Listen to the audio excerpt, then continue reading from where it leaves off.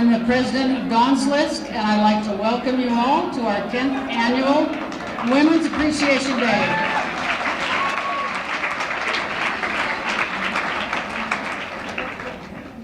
Thank you for being part of this ceremony. This is organized to be as near as possible to International Women's Day because we're honoring the work of remarkable Iowa Democratic women who have done amazing things in the past year and who deserve to be recognized. Honestly, there are many, many women who deserve to be recognized, and this is only a handful, but these are excellent people to recognize this year. We're also thrilled to have Congresswoman Abby Finkenauer here as our keynote speaker.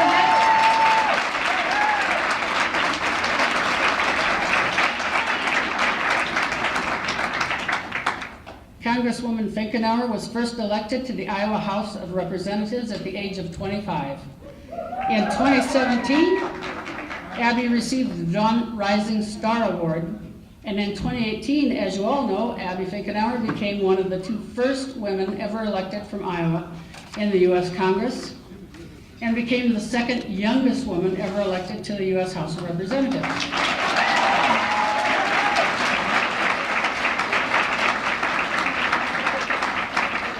To say we are proud of her is an understatement, and we are equally grateful for her willingness to be a public servant at this challenging and exciting time. This is the first year that Emerge Iowa is hosting the annual Dawn Awards, also known as the 10th Annual Women's Appreciation Day reception. As many of you know, Dawn's List, Democratic Activist Women's Network, was started by Barbara Boatwright, a social worker, Joanne Zimmerman, a nurse, and former legislator and lieutenant governor, and Julie Gamick in 1993 after the 1992 Year of the Woman, when a then record number of women ran across the U.S. for office and women actually, unfortunately, lost ground.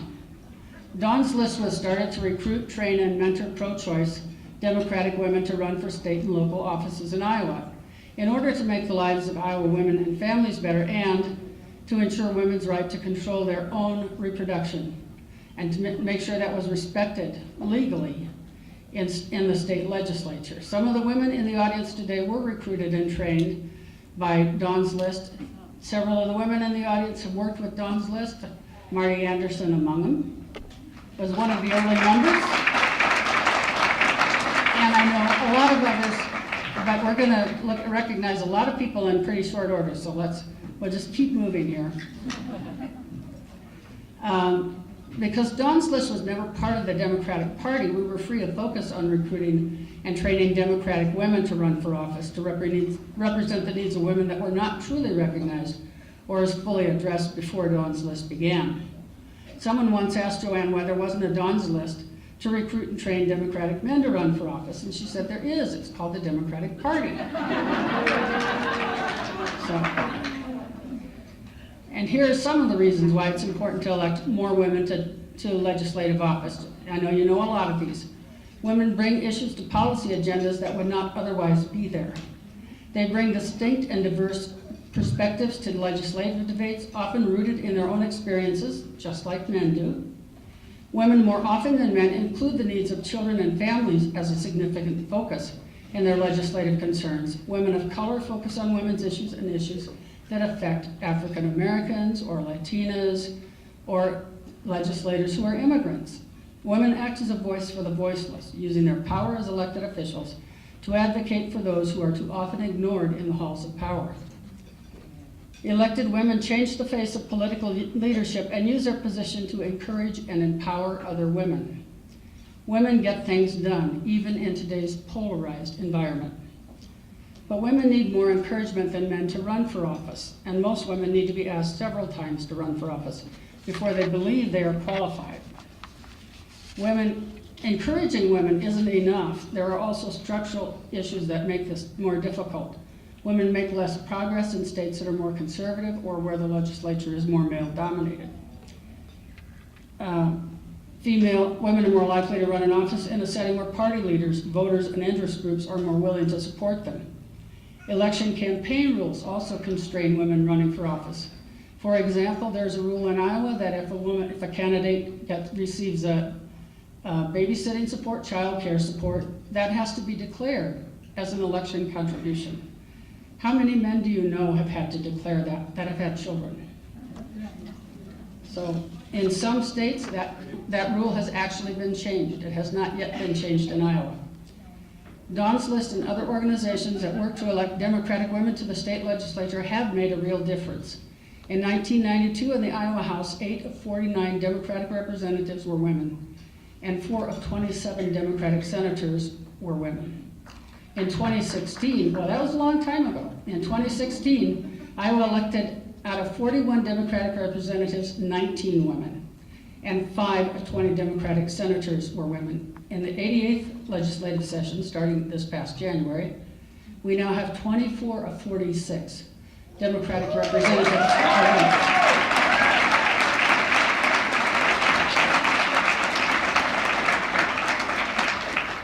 And in the Iowa Senate, we at least kept our 5 women. We had 3 new women who were elected to Democratic women who were elected to the Iowa Senate. So that's an excellent thing. Unfortunately, the Republicans have figured this out too, and they ran 3 women for the Iowa Senate who won. So their numbers went from 2 women in the Iowa Senate to 5. So when women run, they can get elected if they're running against a comparable candidate, say conservative to conservative or liberal to liberal, farm area to farm area. So women, I looked at the studies last night, they don't get elected more often, but they certainly can get elected as easily as men if they're running against a comparable candidate. Especially over the last 3 years, how Iowa's Republican majority legislature has worked to make Iowans less safe, less healthy, and poorer.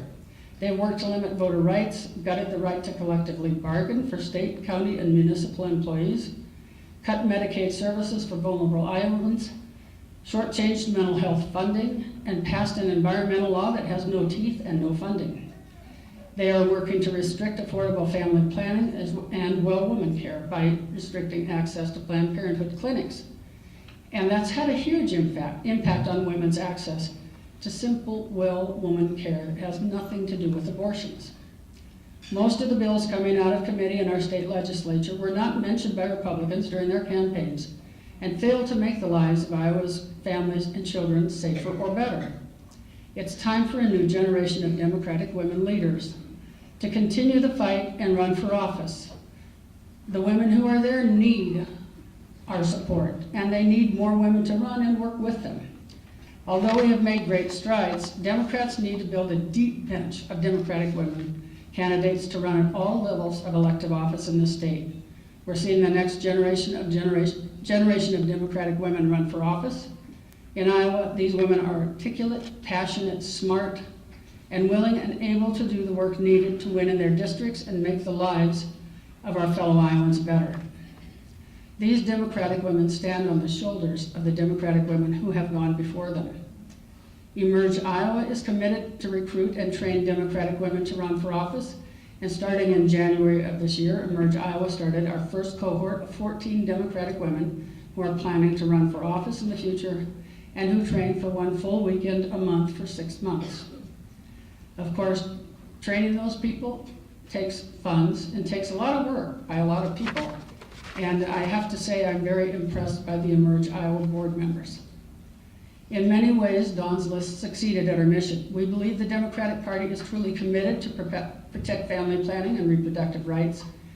And as stated earlier, many organizations now exist to recruit and train candidates for office. We don't believe all we fought for is won. Government is the art of the possible, not the perfect. We don't believe all we fought for is won. The things we work to accomplish will always be works in progress. In order to continue the fight for a better world for families and children and fight for reproductive choice, we must be eternally vigilant. Good things are always worth fighting long and hard for. To fight legislatively means we must never back off, never give up. It takes determination, perspective, respect for each other and for our political opposition, forgiveness for ourselves and one another when we work hard and may not succeed. I kind of lost track there, but You also need a sense of humor, because you're going to need it. Humor is what gets you through a lot of really hard times, and your support for one another is what's going to get you through a lot of hard times. So everyone in this room stands on the shoulders of women who went before us, who worked for our right to govern our own lives and our own bodies. They worked so we would have the opportunity to succeed, so we could help others succeed.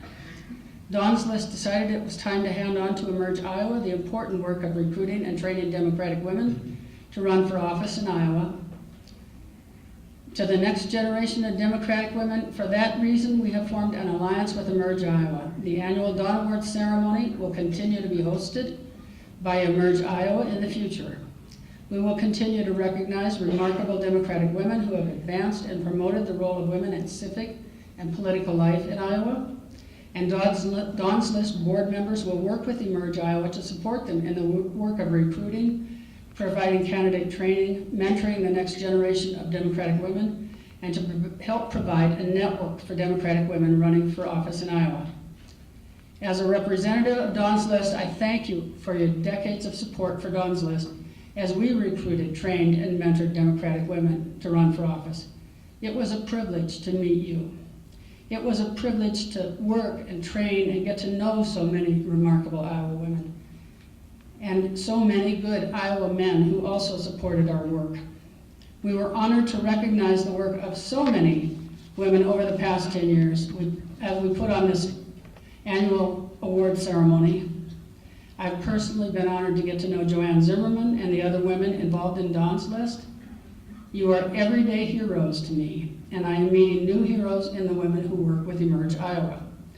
From now on, we at Dawn's List ask all of you to support Emerge Iowa, to give your financial support, to provide your insight on our work and what is needed here in Iowa. We ask you to help in the work of Emerge Iowa by recruiting Democratic women to run for office, helping to train prospective candidates for office, to volunteer on campaigns, and to elect Democratic women in Iowa. We need you also to mentor current and future generations of Iowa Democratic women, as many of you already do. Iowa's Democratic women candidates cannot succeed without your help every step of the way. Now we would like to recognize some of the attendees and people in our audience who are not receiving awards this year, but who have served and are serving Iowa well. If you can stay standing for a few minutes, I would like to call out different groups of people and have you introduce yourselves. And then at the end, we'll give a round of applause. I would ask the former members of Dawn's List board to stand up and introduce yourselves. Marty Anderson. Susan Judson. Megan Greenwald. Paula Martinez. Natasha Nickum. Joanne Zimmerman. Mary Sue Hartog.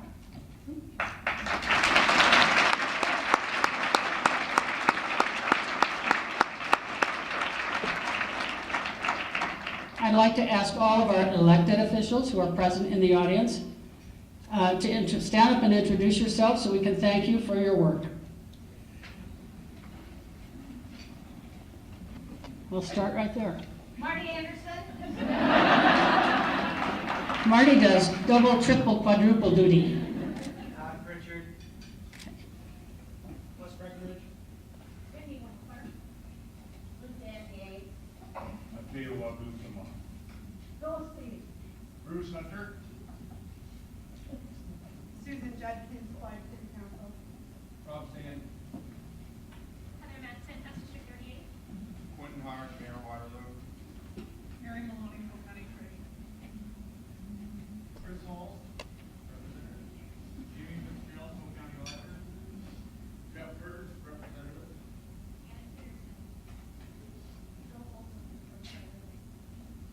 Kristen Sunday, representative. Jennifer Packard, representative. Claire Sullivan, state senator. Renee Hartman, Western Wayne City Councilwoman, member at large. Thank you.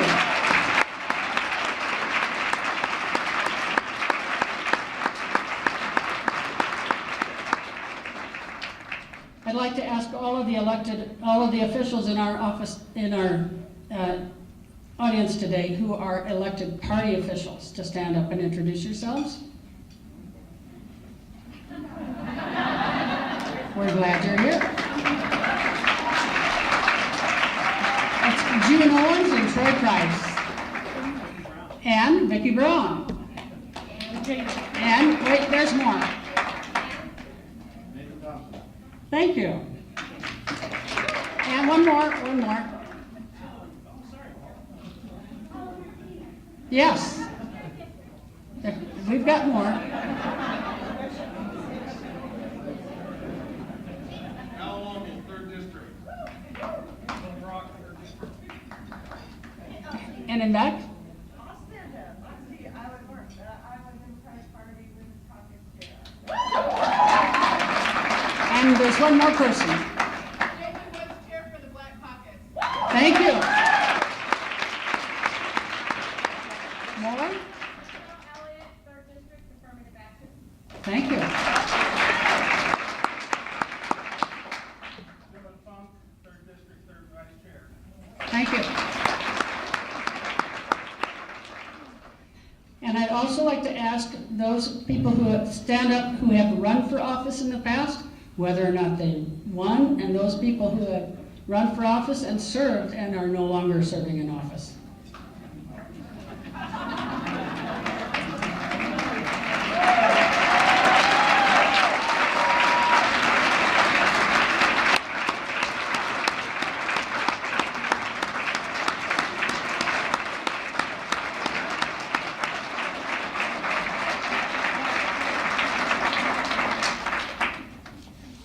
So thank you to all of you. You can see what an amazing group this really is. Now I'm pleased to introduce to you Leslie Bohonic, the chair of Emerge Iowa. Leslie has been a wonderful person to work with, and the other Emerge Iowa board members are also dedicated partners in this important work. Thank you.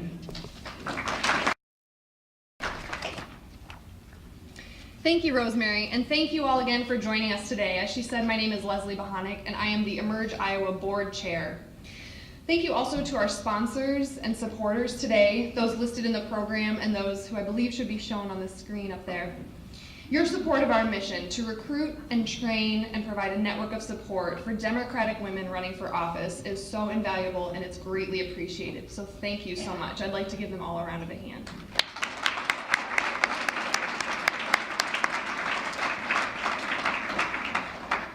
As many of you know, Emerge Iowa is a new organization to this state, but we're picking up where Dawn's list left off. After the 2016 election, a group of women from across Iowa wanted to change the face of politics here at home and elect more Democratic women into office. We officially launched Emerge Iowa in December of 2017, and over the last year, we have been building coalitions across the state and recruiting women to run for office. Most recently, we launched our first 6-month, 70-hour training program, which we're halfway through at this point.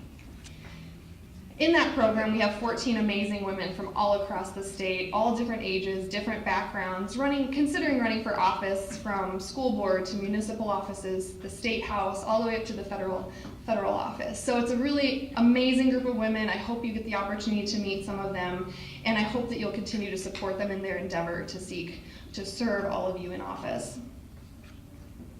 I'd now like to recognize the Emerge Iowa board members and have them state their name for their group. If you could all stand. Denise Rathman, Lori Bullock, Rosemary Curlin, Marcia Nichols, Susan Judkins, Mary Jane Cobb, Shayla Plumley. Great, and then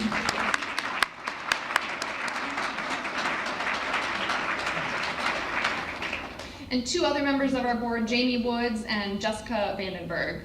So thank them all for their service. They've done a wonderful job getting this board up and running and this organization up and running, and we could not have done all of this without them. I'd also like to recognize June Owens, if you could stand.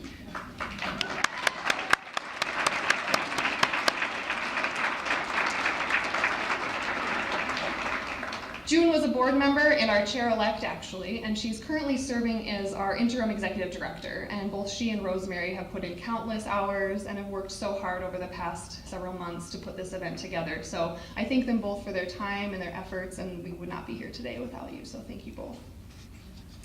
I have a few housekeeping items for you. First, restrooms are located down the hallway and to the right, just past the elevators. Please feel free to move around the room if you need to. I understand that sitting is not ideal for everybody, so please make yourself comfortable in this space. We'll hopefully take a break after the awards are provided, right before Congresswoman Finkenauer's remarks if we have enough time. Because this is a mid-afternoon event, we realize you probably ate lunch, but we do have appetizers and beverages on the side of the room, so feel free to help yourself if you want anything. And we also have a silent auction in the back corner, so we invite you to participate in that as well, especially during our break. We will put this information on the screen at the end of the event, but if you're interested in contributing to Emerge Iowa, or if you want to join our email list or follow us on social media, there is information to assist with any of those endeavors in an insert in your program. And again, we'll post that on the screen at the end of the event. Finally, at the end of the event, we ask that all award recipients return to the front of the room for a group photograph before you disperse to take photos with your family members. Thank you again for joining us today and uniting with our mission to recruit, train, and provide a network of support for Democratic women across the state. I'm really excited to see where we're at 5-10 years from now and see just how many more women we'll see standing out there who are currently serving in public office. So it's an exciting mission and it's an exciting journey to be on, and I'm very happy to be on this journey with all of you. So thank you.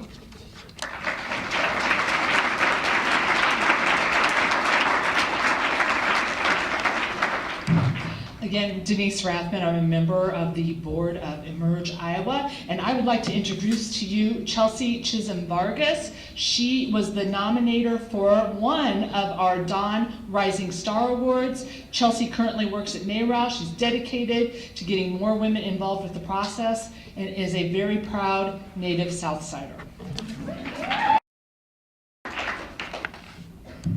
Thank you, Denise, for that introduction. My name is Chelsea, and I'm proud to be introducing one of the award recipients for the Dawn Rising Star Award.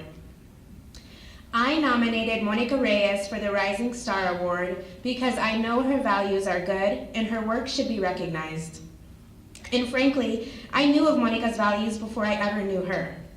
Her commitment to justice, her dedication to her community, and her work ethic were evident in how she conducted herself.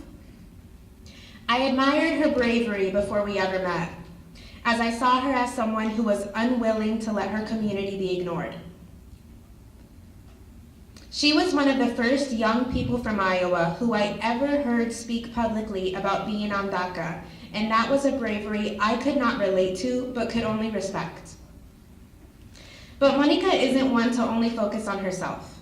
A few years back, when her New Hampton community was dealing with racial profiling from police, Monica and her sister and various community members were able to organize many families to come up with strategic methods to avoid police stops.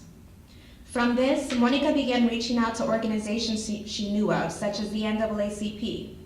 She learned formal Know Your Rights trainings, and soon other Latinx and undocumented communities were reaching out to her for guidance on dealing with similar issues in their neighborhoods. When you talk to Monica, she makes you feel like a sister. And if you get the opportunity to organize with her, you'll get to call her a comrade. Having the pleasure of knowing her, I can tell you she's a visionary. When a new idea comes up, Monica is already thinking of ways to get it moved across Iowa. She indirectly invites you to think further, bigger, bolder, which is the main reason I nominated her. She inspires me, and she's always looking for more ways to push her community to succeed. On her radio show, she invites police officers, nonprofit leaders, university representatives, and more to come on the air and inform the community of services offered and ways to get involved. Through Dream Iowa, the nonprofit she co-founded with her sister, Monica grants scholarships to Latinx youth. And professionally, she works with individuals to achieve the American dream of home ownership and educates the Latinx community on economic growth and financial capability. I'm only scratching the surface of this fierce, dynamic, humble woman. I'd like to formally recognize her today for her commitment to her community with this year's Dawn's Rising Star Award. Please welcome the award winner, Monica Reyes.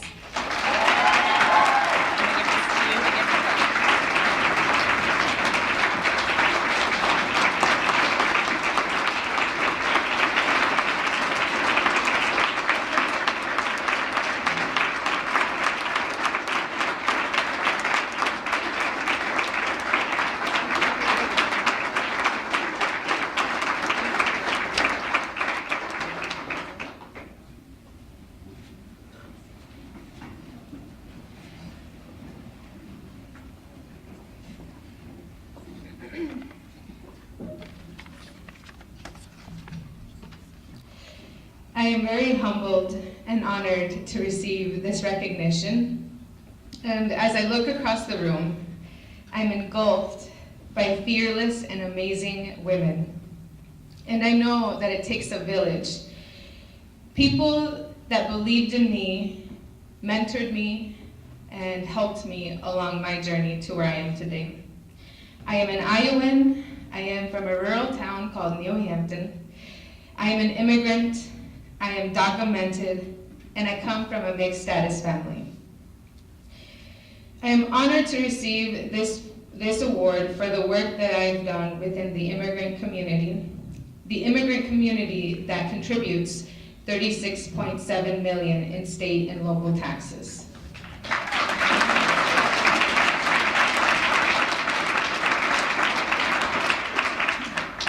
But despite our positive economic contributions, we have seen a wave of anti-immigrant legislation here in the state of Iowa. Last year, SF 481 passed, which establishes collaboration between police and ICE. Right now, we are seeing SF 243, which is an E-Verify bill. Despite immigrants, $3 billion in buying power. And then there's SF 315, which basically makes it a felony to be undocumented in the state of Iowa, despite 75% of Iowa's undocumented population being here in Iowa for at least 5 years. So we're not strangers. We have been here for many, many years. I had the unique experience of living without and with DACA. DACA for me basically gave me a permit to work legally in the United States, and it protected me from deportation at the age of 23. So before that, I lived in fear of deportation, fear of separation from my family, and in the shadows. With DACA, I have been able to work within our community, and I invite all of you to stand with immigrants. I will continue my work on behalf of my immigrant community, and being in this room today with all of you gives me hope and strength. I want to end with some words of wisdom from Dolores Huerta. Every moment is an organizing opportunity. Every person, a potential activist, and every minute, a chance to change the world. My name's Marcia Nichols, and I am also an Emerge board member, and Lori told me to keep it short. How about if I just keep it funny? I just want to say one thing about Emerge. The very first person to ever go through the Emerge training in Iowa came from Marion County, which is my county, Ann Fields. I don't know, Ann's out there somewhere. She was our very first trainee. Anyway, moving on to Nathan Thompson. Nathan Thompson, come on up. Nathan is a quite an interesting young man. He has goats and a Ford Model A, and he taught the goats to drive the car. Not really. Told you I was going to say that. Anyway, Nathan, nomination for our second Rising Star Award.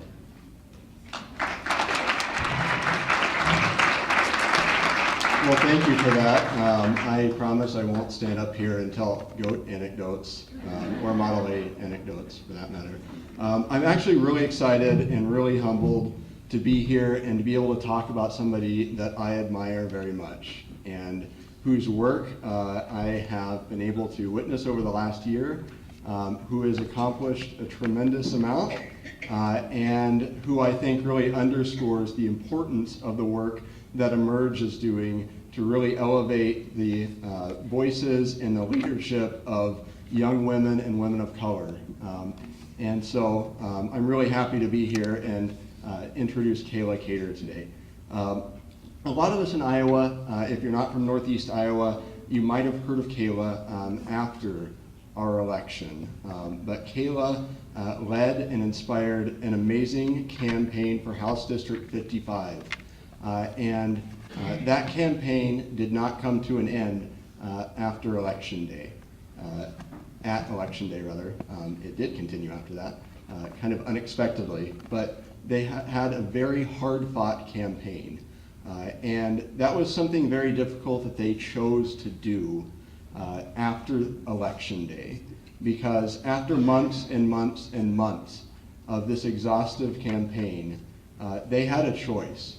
And Kayla Cater and her team chose to do something that wasn't easy, but they chose to do that and to fight for the rights of 29 voters whose ballots weren't counted because it was the right thing to do, not because it was easy.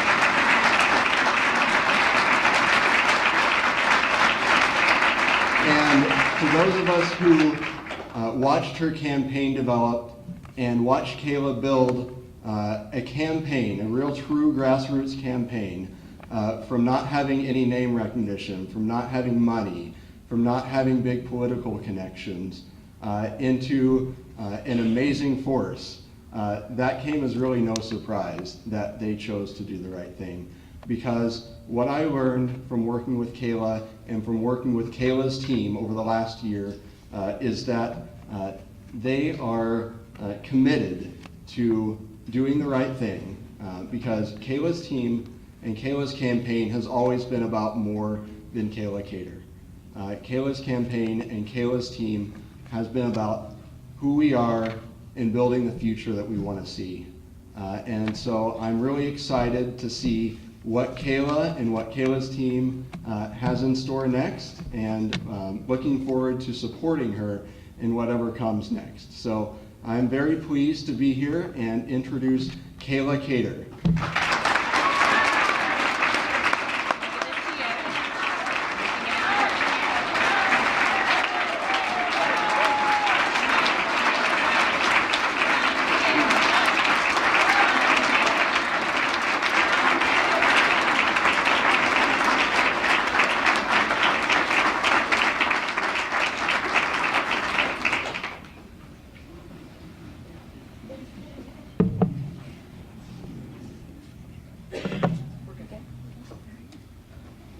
Wow.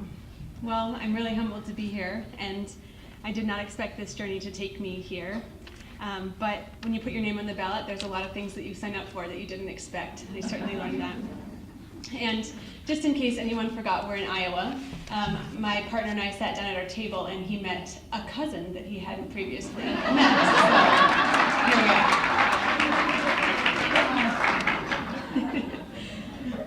So I think to underscore what Nathan said about the campaign that brought me in front of you today being a team effort, I have to start by thanking some other folks. And first of all, I'm just really thankful to Emerge for existing and making a space that we can celebrate Democratic women and bring our voices to the fore.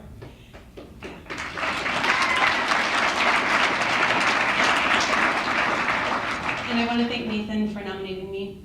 And I have to accept this award not just on my own behalf, but on behalf of the grassroots community that built my campaign and also that built everything that came after Election Day. So I want to say their names because they were incredible people that worked tirelessly before the election and then got up the day afterwards and said, we need to fight for our neighbors.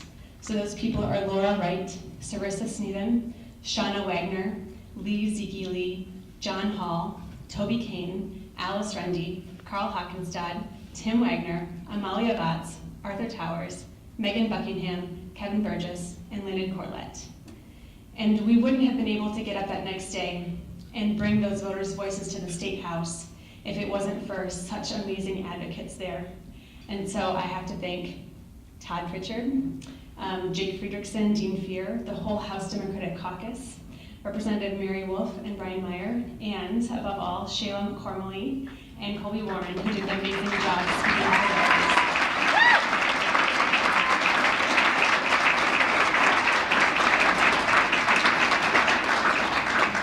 And the last and most important people I have to thank are the voters themselves, who are just regular folks going about their business, casting absentee ballots for a reason, maybe because they're not comfortable being out in public that much.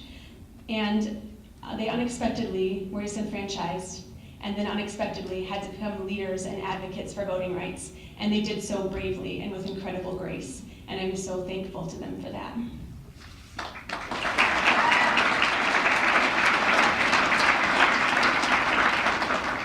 So I just want to say a bit about what happened here and how it happened and where we go from here.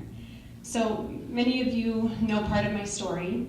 I grew up in a really small village on a farm, and that was the township and village of Gaillard in rural Clayton County.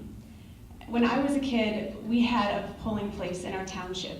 It was the retired, it used to be the one-room schoolhouse where my grandma taught. And so every time we had an election, the township trustees would open up that old dusty building, and we'd go there, and I remember playing in the old desks and seeing all the old memorabilia of classes that existed there long before my time. And we'd have the ritual of going to take my grandparents the mile down the road to the polling place and seeing all our neighbors, Democrats, Republicans, no party voters. We all lived within a 5-mile radius of each other, and we knew that whatever happened, we were going to have to stick together. And later, that deep grounding in my rural upbringing led me to run for office, because I was concerned about what's happening to our rural communities, seeing them being hollowed out, seeing my generation not having the opportunity to come back home and live the lifestyle that we grew up with. So, with the help of all these grassroots supporters, we launched a campaign that was about rural Iowa, with the mission of building a vision together, one that would rebuild our rural main streets, revitalize our agricultural economy, and bring the next generation back home to rural Iowa to do it.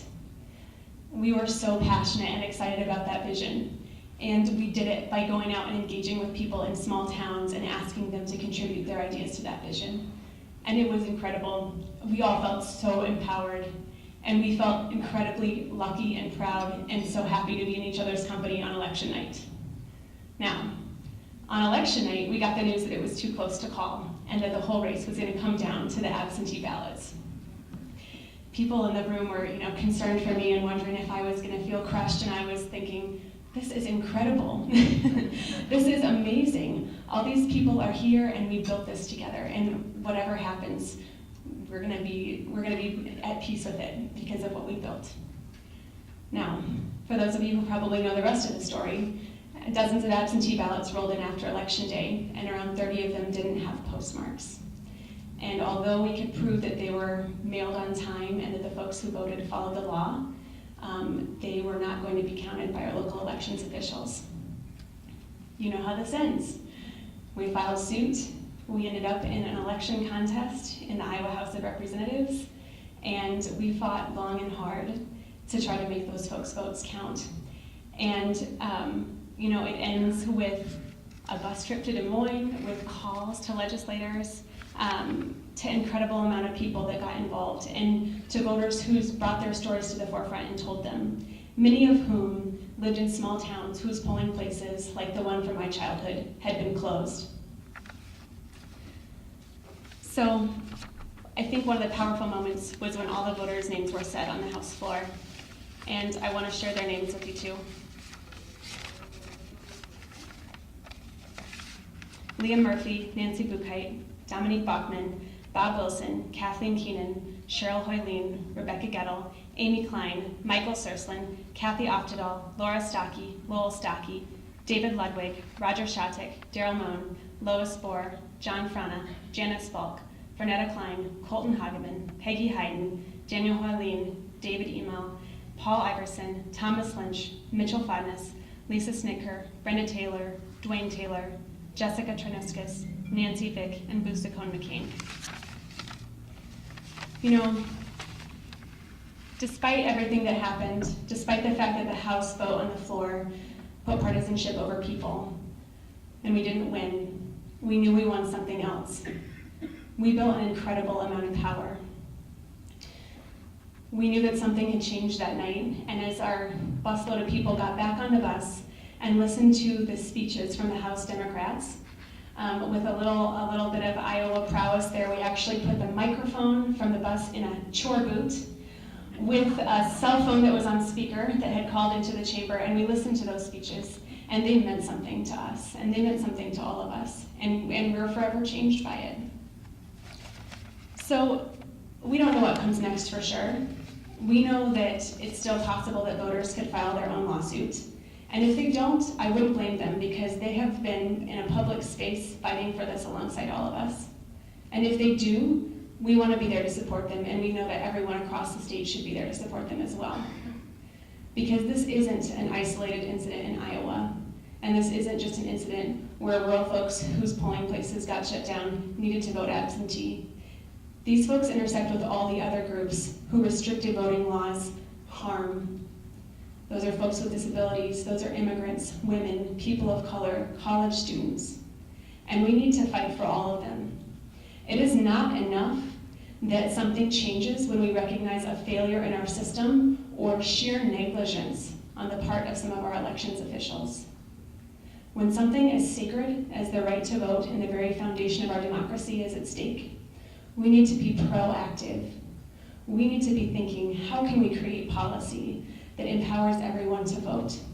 How can we build a culture that invites everyone in and inspires them to use the power of their voice at the ballot box? So I'm looking forward in the next few years to working with people throughout the state to make sure that we're putting voters front and center, and thanking all the people that have done that in the past. I'm looking at you, for their service on behalf of voters and behalf of Iowans. So thank you so much for this award. All right, that is a tough act to follow. Luckily, I don't have to do a whole lot. I would like to introduce the nominators for our inaugural Joanne Zimmerman Activist Award.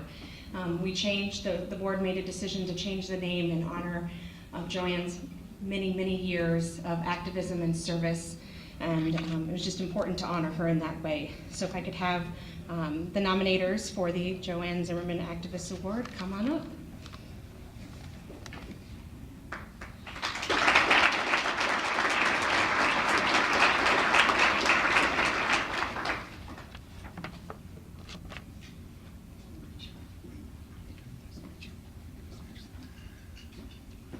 Hi, my name is Rich Gradeville. I'm honored to nominate Deidre DeGier for this award. I've only met Deidre 3 or 4 times, and I guess that says a lot about it because she, the first time I met her was at a Johnston Democrats meeting, and it was amazing to see her ability to communicate with and identify with everybody in the room. And I met her again at a house party, a neighborhood house party a little while after that, and she did the same thing. And it was obvious to me this was the type of person I really wanted to represent me, especially on the state level. I don't know her real well personally, but she inspired me to get up on a Saturday morning and come and go door to door to talk to people about her. And I guess that's probably as great a compliment as I can make. So.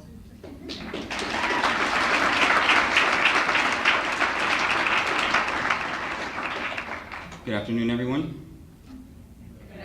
I'll say like, what? Good afternoon, everyone. My name is Kevin Patrick, and I am humbled here to nominate my dear friend, Deidre. We've been friends since at least 2010, known each other since 2008, and from day one, it was always about Deidre working for the community. You know, I met her through the Back to School Bash, where you're organizing school supplies for kids as they are entering the school year. And who are you impacting? You're impacting lower income, single mothers, persons who they themselves don't have the time or the ability to get school supplies. And Deidre and her team and her friends made it easier for those school supplies, bringing them straight to those communities. And then it's as a small business owner where she helps other small businesses. Who are you impacting there? Other women, encouraging them to take on businesses and empowering themselves so that they can empower those in their own communities. And then it's 2012 when she's working on the Obama campaign, and she's helping other people get elected and making sure that they feel empowered to go to the ballot box and make sure that their vote and their voice are heard. One thing after another, it was Deidre DeGier who was taking up the call to action. And when she talked to me even about running for Secretary of State, my first response was absolutely not. why would I want to see my friend go through this process and go through the negativity? But as I took a step back for the things I just mentioned, the idea of who else would I want in there that's going to work hard? Who else do I want in there who's going to champion the ballot box? Who else is going to inspire people to learn how to operate a small business? And who else is going to be the one to take the fight for those who can't fight for themselves? That was Deidre DeGier, without a question.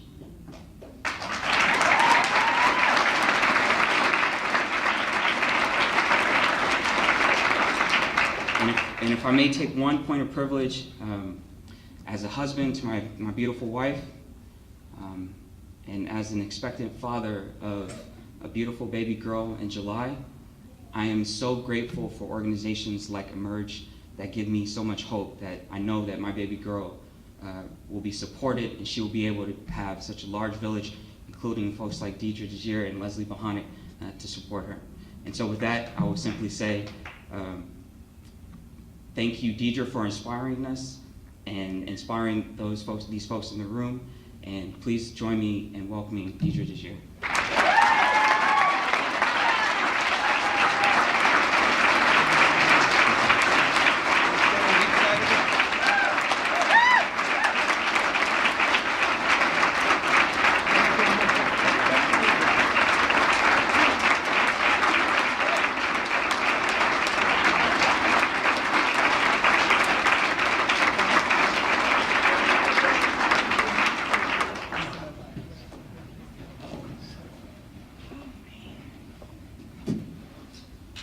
Afternoon. Oh man, Kayla, girl, where you at? Thank you so much. Thank you so much for constantly reminding us of why we do the things we do. That is so critical. And thank you all for acknowledging us women and the work that we do throughout the community. You know, I never really considered myself an activist, more of a doer. And as Kevin was kind of going through all the stuff that I've done and things that I do, it doesn't necessarily seem like a lot, but it sounded like a lot coming out of his mouth. But I guarantee you, it's not really that much. Needless to say, I do the work that I do because I really love my city and I really love my state. You know, I'm a Southern girl, and this winter was really taunting me this go round. But needless to say, I found my home here in Iowa. And I found my home in so many of you who are out here. And it's just such an encouragement that we have enough people that are going to fill the boat and take us to the promised land, because it's soon to come. It's soon to come.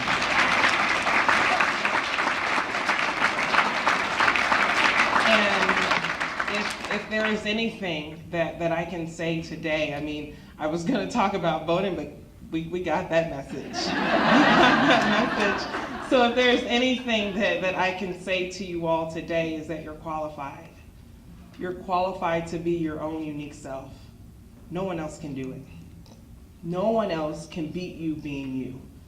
And I know so often we find ourselves comparing ourselves to the next person, comparing our journey to the next person's journey.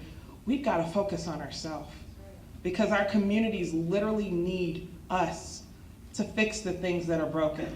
If we imagine ourselves as just being a fabric that's a part of this grandiose strategy, this grandiose tapestry that's going to make our communities better, that means that it is so critical for each and every one of us to do our part and to sign up for this task, because we have vulnerable populations that aren't in this room. We have vulnerable populations that are depending on us. Rosemary talked about standing on the shoulders of giants. We are the giants. Whether we want to be or not, if not us, who? And so my encouragement to you is just to continue to do the good work. And when you're weary, somebody's going to be around to have your back. Some good Democrat is going to be around to have your back. Thank you so much.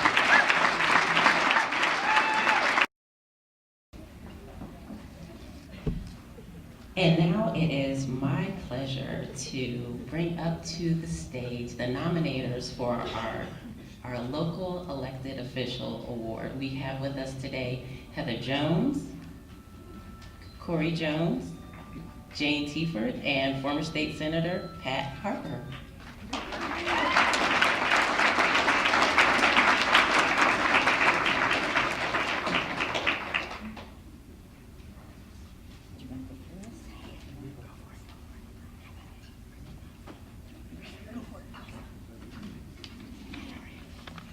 It is my pleasure to tell you a little bit about the Blackhawk County Chairwoman, Vicki Brown. And I think you would all agree that one of the hardest jobs in the world is to be the county chair, because you have to satisfy so many different populations. And Vicki became our chair, I have to look at the date, it's March 19th, 2017. And I'll quote what she said when she accepted being elected to our chair. She said, "This is the beginning of the clock for the 2 years that it's going to take us to get to the congressional midterms." And that was her goal, to elect someone that was a Democrat from the 1st District of Iowa. And we all worked very hard, and we all feel in Blackhawk County that if you don't get our county up and running, you don't get the 1st District. And she, and she did this. She just did it very smoothly.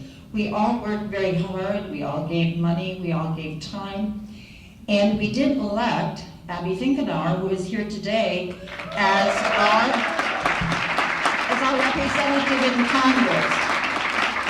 And I think we should thank Vicki very much for allowing this to happen, because it takes a lot to get people to look to Washington rather than to our county officials, to look to Des Moines. Instead, we wanted a congressperson that would really represent us. And she got us all mobilized. She's done a lot of active work before she came to the position of county chair. And one of the things that she did that I was most interested in is that she was the representative ambassador for Hillary Clinton to the National Convention in 2016.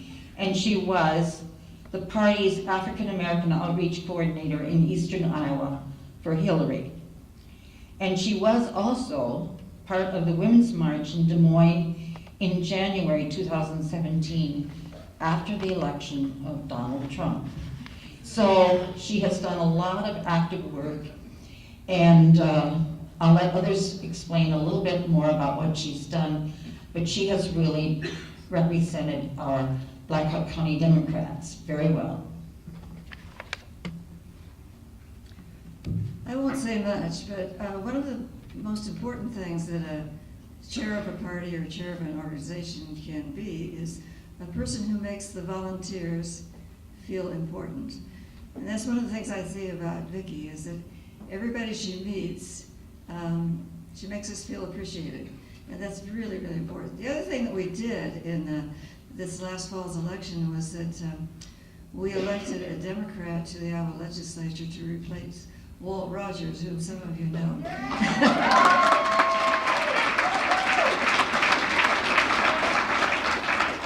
And unfortunately, we are running against him again in a special election on March 19th. So Vicki's at it again. Hey everybody, so as you can see, there's 4 of us up here that nominated Miss Vicki Brown for this local official award. And that alone speaks to the kindness, the drive, the passion, and the warmth of this woman.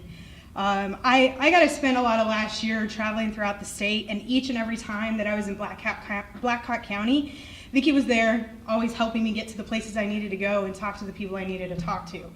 And so all of this was also happening while she was running around trying to help everybody else in the room. So I'm just really excited to be here to be able to nominate a woman that really deserves an award like this.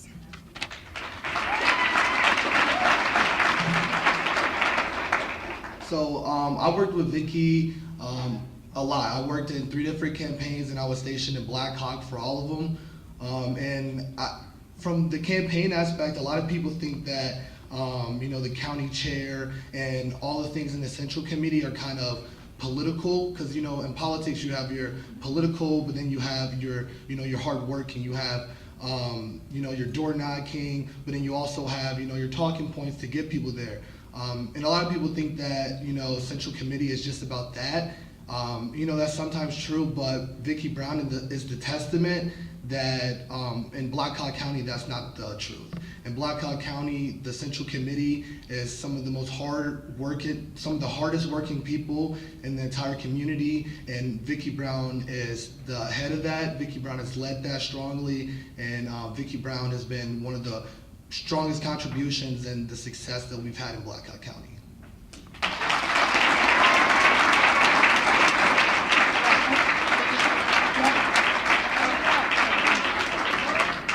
Vicki, we're ready for you.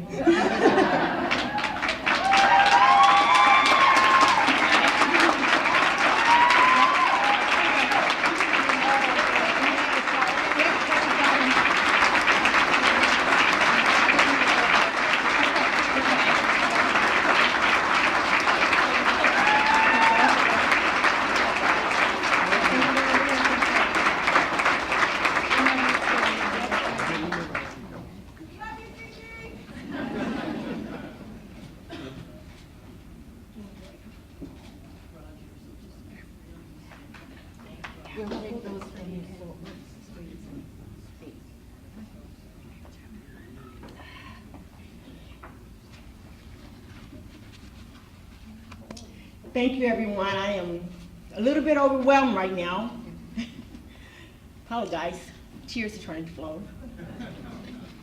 But I just want to say that I want to give some thanks to some people. I'm going to name some names. I just want to thank everybody that had anything to do with this.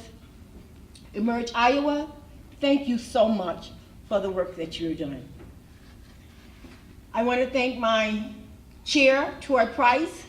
Thank you so much for always being so inspirational and encouraging me. My daughters,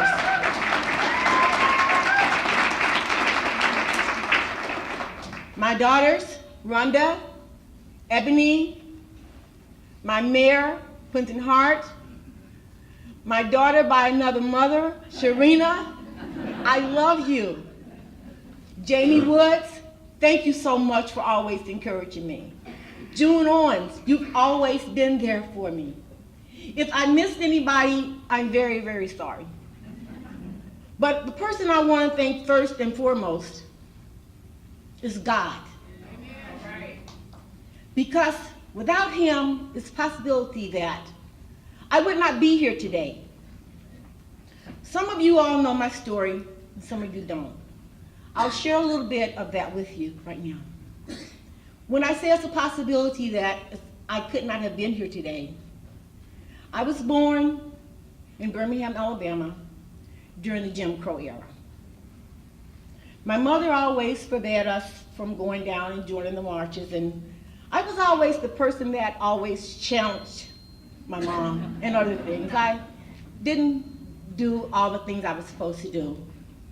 So this one particular day, at the age of 11, I decided that I was going to join some of my classmates, and we went down to join the marches that Martin Luther King had organized, the marches that Congressman John Lewis had organized.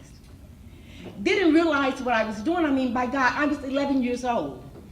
There were so many people there.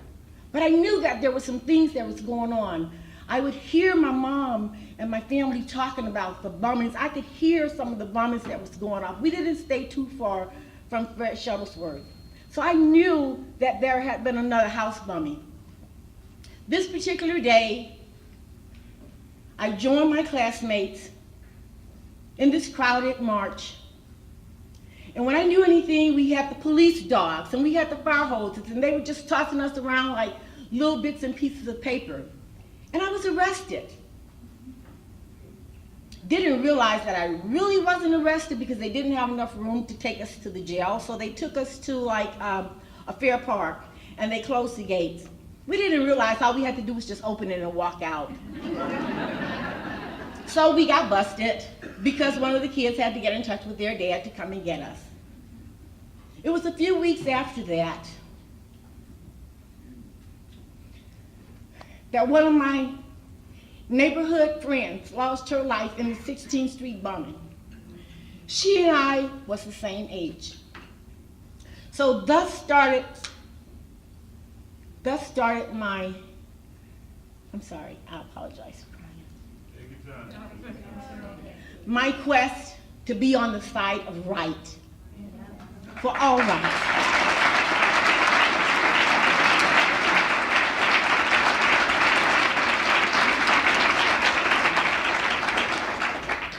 So I've been doing this for over 56 years, since I was 11 years old. And I'm going to continue to do this until I can no longer do it. I worked on my first campaign at the age of 17. It inspired me, and I'm continuing to work on campaigns today. I accept this award humbly, and I'm very, very honored. But let me just say this. I have received awards and recognitions previously, and it's great to receive those. But I want you to know that this is not my award. I don't do this alone. I have so many people that's always there. I can pick up the phone no matter what time, and you may get a call from me about 12:30 a.m. to say, can you come down to help us knock some doors tomorrow? That's what I do.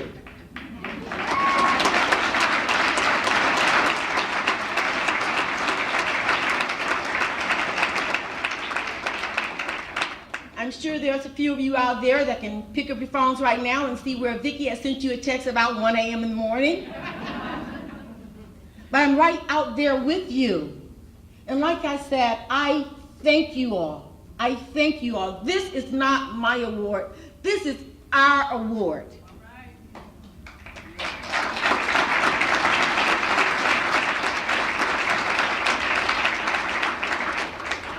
So as you all leave here today, let me say this to the women in the room. When we talk about brilliant, powerful women in the political realm, I want you to think about what they go through politically. I want you to think about what we need to do to encourage these women. I want you to think about what we can do to help Emerge Iowa recruit these women. And I just want to say thank you again. Thank you so much. This award belongs to you. Thank you. Give yourself a hand.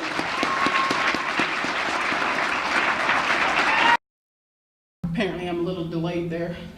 I'm a huge supporter of Vicki Brown.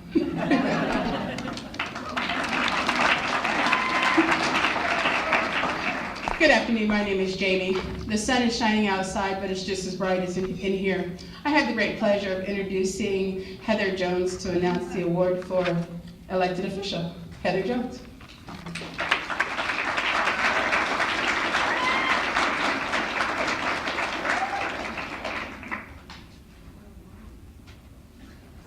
So y'all have to hear from me twice. I met a lot of wonderful women last year traveling the state of Iowa. Jamie being one of them, so thank you for that intro.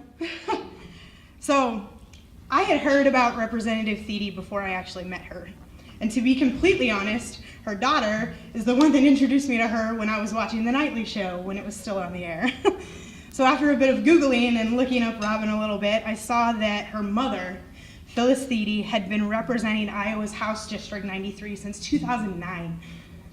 I learned that this Chicago-born woman is not only a strong family person, married for almost 45 years with 3 successful daughters, but she's also served in the Davenport Community Schools as a para-educator from 1980 to 2016.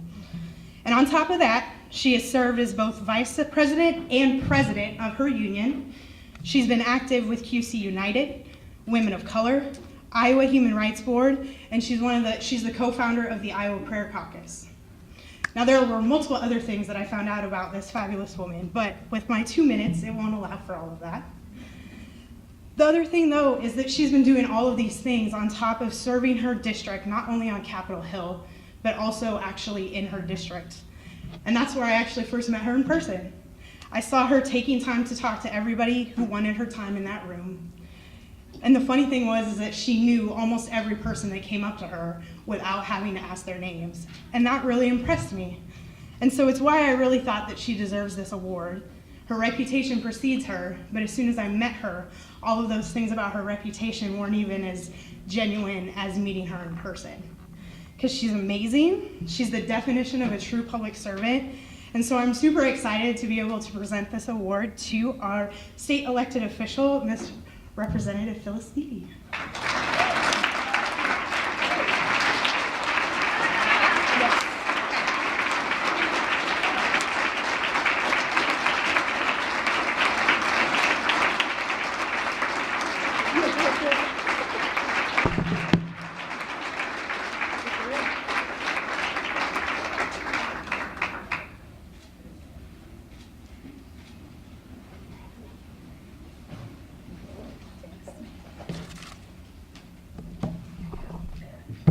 I have to turn on my iPad because my speech is on it. There it is. First of all, it's important that we do thank everybody. I'm going to thank Dawn and Emerge for, number one, putting this together, and all the folks that put this together. It doesn't happen without a slew of people doing the hard work. So thank you, all of you, for doing this.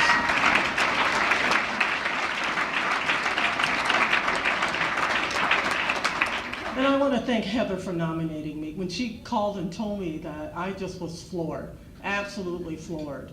And I just thought, what an honor. And you know, when you first hear something like this, you think, you're not quite sure how to feel, you're in shock. And so I thought, oh, that's really cool. But you know, finally I got used to the idea, I got used to it. And so, you know, sometimes accolades, I don't feel comfortable with them all the time. And so this was just really, you know, impressive. And it is about the people that you meet. It's about all the people that we work with. It's all the people that support you. So it is a people effort. And so I really am really happy about that. Let me talk about something that happened on Friday. Friday was International Women's Day, right? Yeah. And I was really proud. I got to go to the Union Steelworkers Hall, and they asked me to be a speaker. And so there was lots of women there, beautiful women, lots of women, strong women. And so through the whole time, the presenter was talking about something so great, and I was just enamored with the phrase. And so finally, when I got up to speak, I thought, I'm going to lead with that. I mean, she changed my whole speech because of what she said. And what she said was this. Are you guys ready? She called the women who work for the steel, you know, industry, she called them women of steel.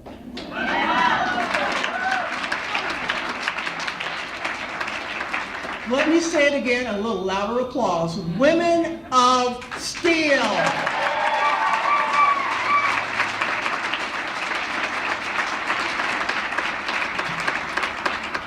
That is who every woman in this room is, a woman of steel. Now I told them, I'm going to steal that phrase, and we're going to use that everywhere we go. So feel free to use that phrase. You are a woman of steel, and take that with you, move that with you every place you go. So when you introduce yourself, I'm Phyllis Thiede, I'm a woman of steel.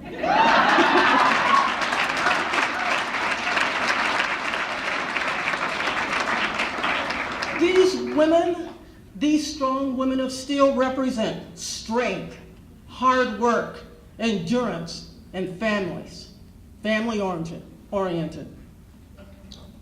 You know, as I told them I was going to use this phrase, I thought, this comes with some responsibility. How am I going to represent this phrase? Well, first of all, I'm going to speak about it. Number two, I'm going to live it.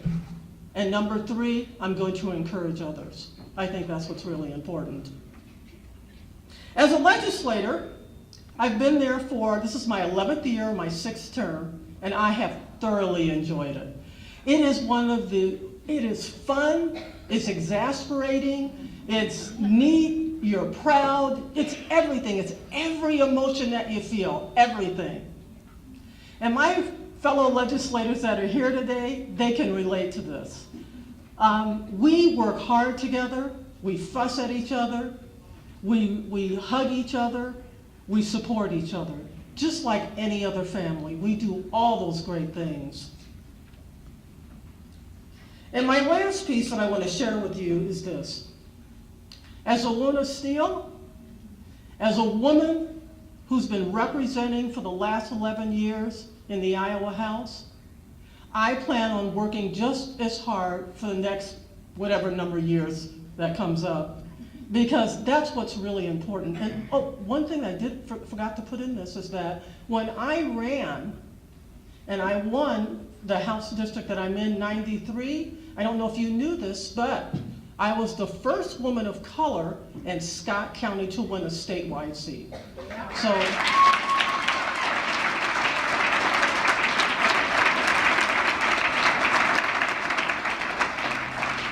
and I've had lots of competitors each and every time I have run, but guess what? They cannot beat this.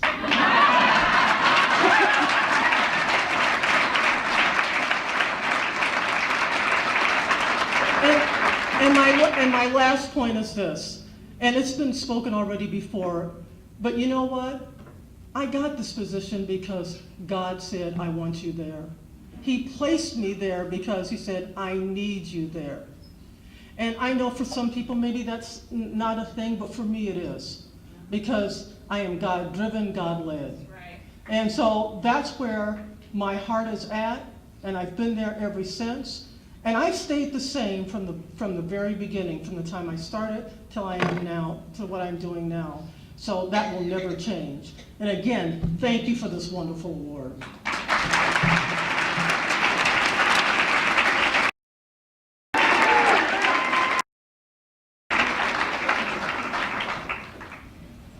Good afternoon. I'm Mary Jane Cobb. I'm a proud member of the Emerge Iowa Board of Directors. And I don't know about you, but my soul has been lifted today with the grace and the power of these women. This is a very good day. It is my privilege to introduce the nominators for the Barbara Boatwright Lifetime Achievement Award. You've heard about June Owens, our Interim Executive Director from Emerge Iowa, and you've heard from Deidre DeGier, one of our wonderful recipients today, and they're going to come talk to you about our next recipient.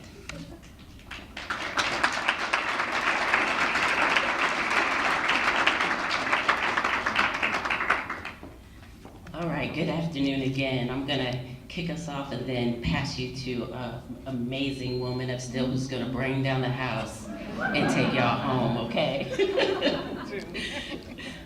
It's my belief that Sally Peterson is deserving of the Barbara Boatwright Lifetime Achievement Award for a multitude of reasons.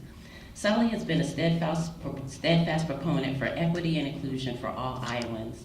Before, during, and after her role as Lieutenant Governor for the state of Iowa, Sally has been a dynamic force with championing opportunities for diverse people. Before being elected Lieutenant Governor, Sally was already a zealous advocate for persons with disabilities. Through her work as a leader and activist, Sally helped to found and serve on numerous boards for several organizations that help to empower and support persons with disabilities, including but not limited to the Homestead, the Autism Society of Iowa, the National Alliance for Autism Research, now Autism Speaks, and the Mid-Iowa Health Foundation. Within Sally's role as Lieutenant Governor, Sally continued to use her zeal and influence to help improve the lives of children and persons with disabilities.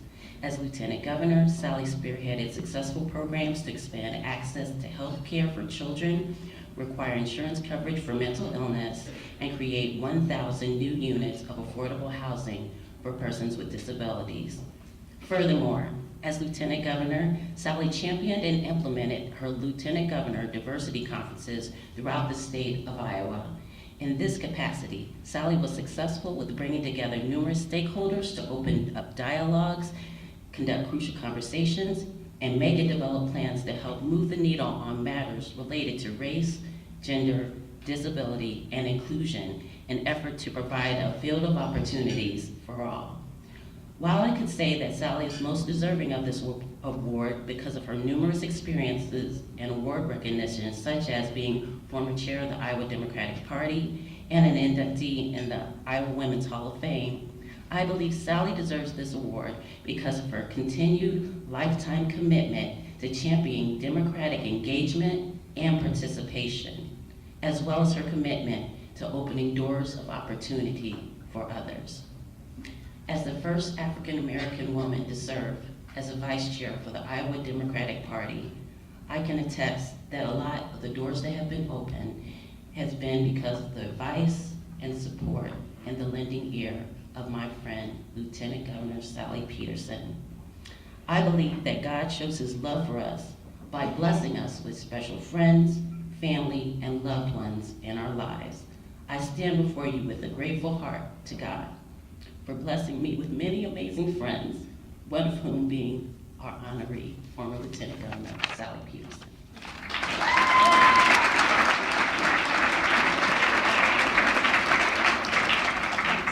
So I'm not going to bring down the house because I'm going to pass that on to you, Sally. But needless to say, last year I did this really, really crazy thing and decided to run for office. And, doing that, I had no idea what was ahead of me, but Sally Peterson did. And she sat with me and mentored me. She was there when I made a mistake to hear my confessions. She was there to encourage me to keep going. She poked me when I needed to be poked, and she encouraged me when I needed to hear that. And I am so grateful for that. Sally Peterson is the epitome of what organizations like Dawn's List and Emerge are about. Women supporting women. And I know I'm not the only woman in this room.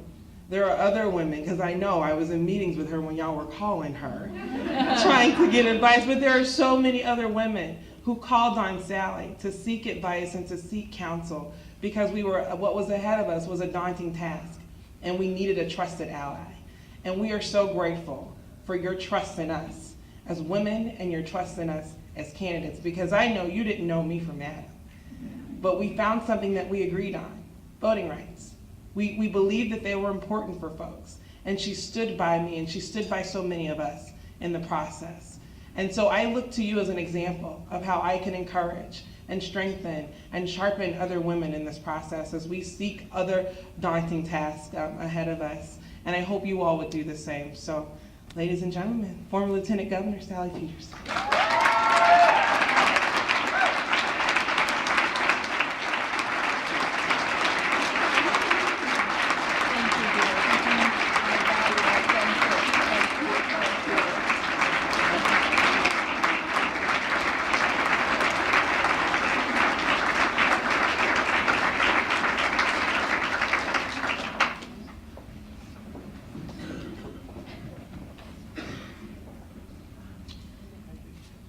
So thank you both. I mean, you are an old friend and a new friend, and lifelong friends, I hope.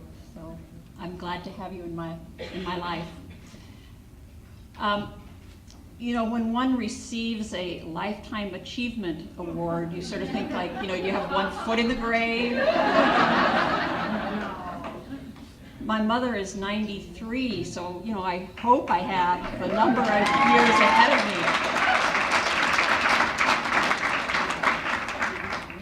So many wonderful, inspiring things have been said that I don't know what's left to say. But I'm sure that Joanne and Abby Finkenauer will figure that out.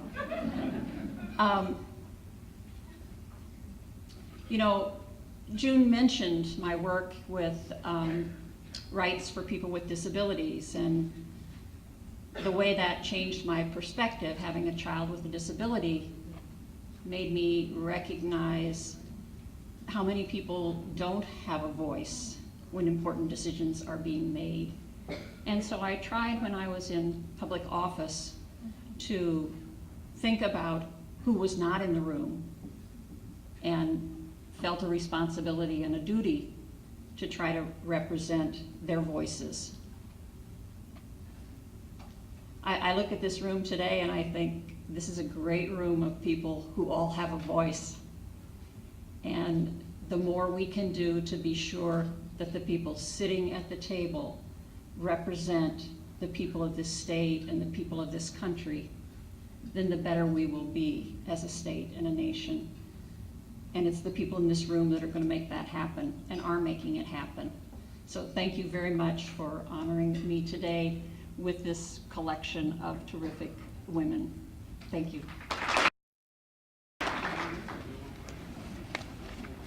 I'm Susan Judkins Justin, and it is my genuine pleasure to serve on the Emerge Board at the request of former Lieutenant Governor Joanne Zimmerman. She and I worked together on the Dawn Board, and my seat should have been hers. She asked me to take it, and it's with great humility that I am trying to carry forward her legacy. It's also my distinct honor to bring our next nominator to the podium. You know Marty Anderson as the representative of House District 36, and you may also know that she's been a lifelong advocate for victims and for all Iowans, beginning her career as a social worker, then moving into very influential roles in serving as victims assistance roles, and now working for all of us in the state legislature. She will be telling you about her nominee for a new award called the Founders Award. Please join me in welcoming Marty.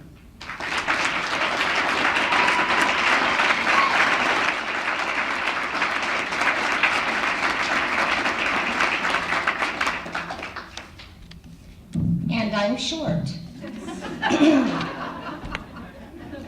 Once upon a time, a nurse, a social worker, and a journalist joined their formidable strengths and passions to change the face of politics in Iowa. The nurse had a potluck. Of course she had a potluck in her home, and she invited a few other women, including me,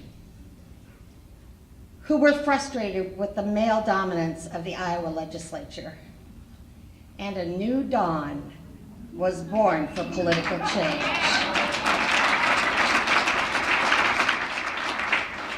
Those three original activists, Democratic women, were social worker Barbara Boatwright, nurse Joanne Zimmerman, and journalist Katie Gamick. Oh, Julie. Oh, I'm so sorry. It was Julie. I'm sure Katie supported her sister. It was Julie. I'm sure that Barbara is smiling down with us and her spirit is here, and I know that Julie believes that Joanne deserves this award. Joanne has always been an advocate for women. As a teenager, she started the first Girl Scout troop in Keosauqua, Iowa. And then she graduated valedictorian of her class, just like her mother had. Joanne is a catalyst for change. The same year she graduated from Broadlawns Nursing School, the same year she became the assistant director and then later the director of Broadlawns Maternity Department. Through the Iowa Nurses Association, she worked to professionalize the image of nurses.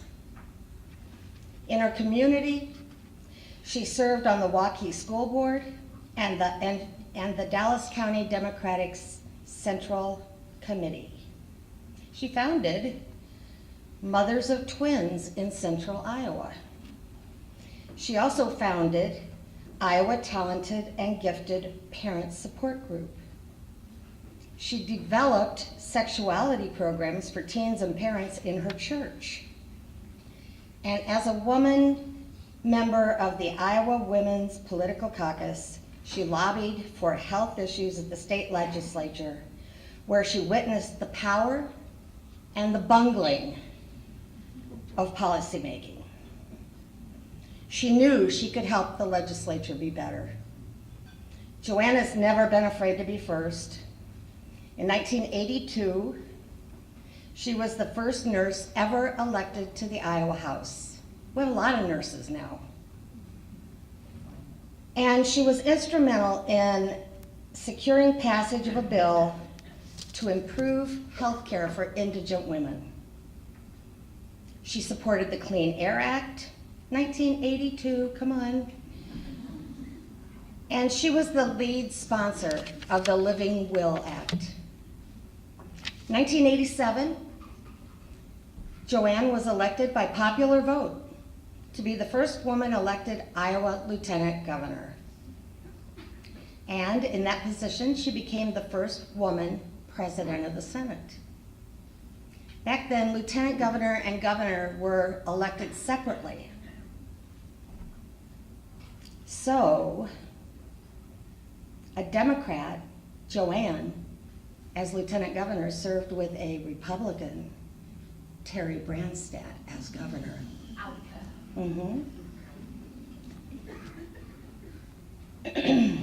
As Lieutenant Governor, she advocated alternatives to health care for Iowans, a statewide library system, alternative uses of agricultural products, again, 1980, or well, later than that, but pretty far back. Alternative uses of agricultural products through research and development. Government programs to assist the elderly, and a statewide library system. She also worked for the standardization of educational requirements and teacher training. And she fought furiously for the rights of women, including abortion rights and the passage of the ERA. So back to our fairy tale, I mean our women's political story. When Janet served in the 1983 legislature, there were 17 women among 150 elected officials. 11 Democrats and 6 Republicans. Iowa ranked 31st in the nation for women serving. 1993, 10 years later, that was the year of the woman, remember. There were only 22 women in the legislature, 15 Democrats, 7 Republicans. We didn't come very far, baby. In large part, though, Joanne's brainchild, Don's List. Today, there are 45 women in the Iowa legislature, 30 Democrats, and 15 Republicans.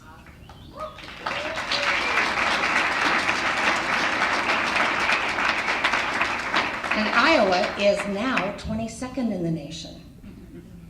Joanne's political passion has always focused on encouraging Democratic pro-choice women to run for public office.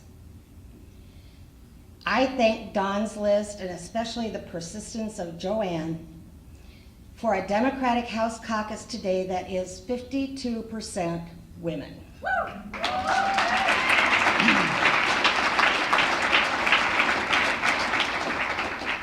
24 women and 22 men. Our discussions are richer, and we have many more solutions on the table. Joanne's post-political career interests include education, healthcare, the elderly, and all human rights. She was inducted into the Women's Hall of Fame in 2005. Joanne and her husband are the parents of 5 children. Yeah, she raised 5 kids while she was doing all this. And 2 foster children, 2 foster daughters. They taught those 7 kids self-reliance, public responsibility, and good citizenship. I give you former Lieutenant Governor Joanne Zimmerman.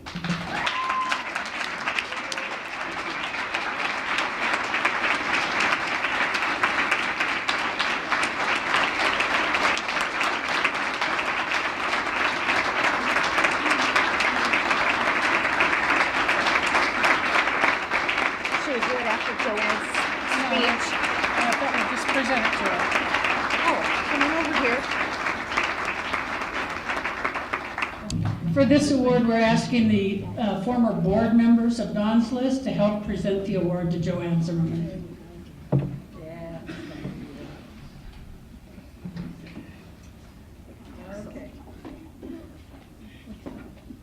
Are you gonna take some pictures? Is that right?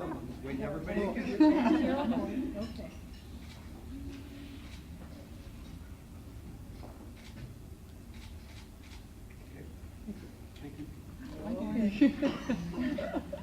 That's it.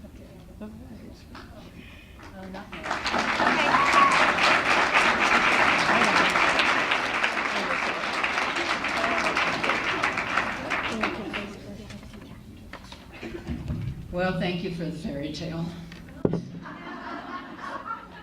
You notice the shape of this award?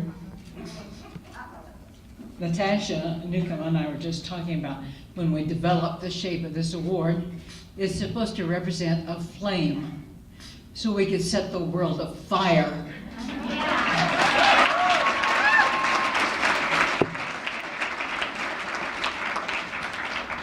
With women in office, right? You know, I never intended to run for office. It just happened I was fighting for our youngest daughter with gifted and talented programs, trying to develop them. They took her in the library and told her she could only sit in this one little area, but she already knew how to read all those books, so she wanted to go in other parts, and we had to fight. And it was just a fight on and on and on, always something that didn't work right, that it was time to go out and fight one more time for something. And I learned about setting the world on fire. I want to introduce my husband, Tom. Would you stand up?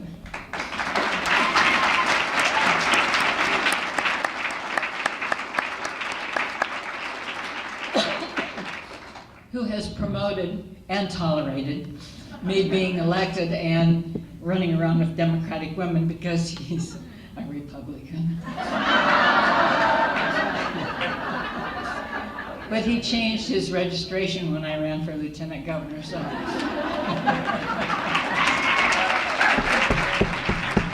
just never know who all you influence. How many of you today ask another woman to run for office? Good. We've got a lot of recruits out there. I did too. I turned around and I talked to this young woman behind me, and I said, "Are you going to run for office?" And she just looked at me funny, and I said, "You know, you have to." Of course, I didn't realize I was talking to Heather Matson's daughter.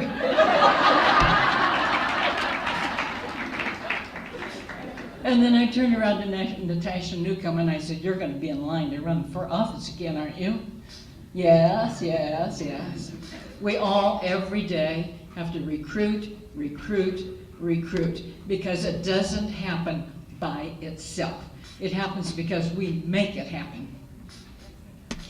So, I don't have a whole lot to say to you about the baptism of fire when you go into the legislature and you learn to work together and make things happen, except to recruit, to make more women available to be there. Thank you.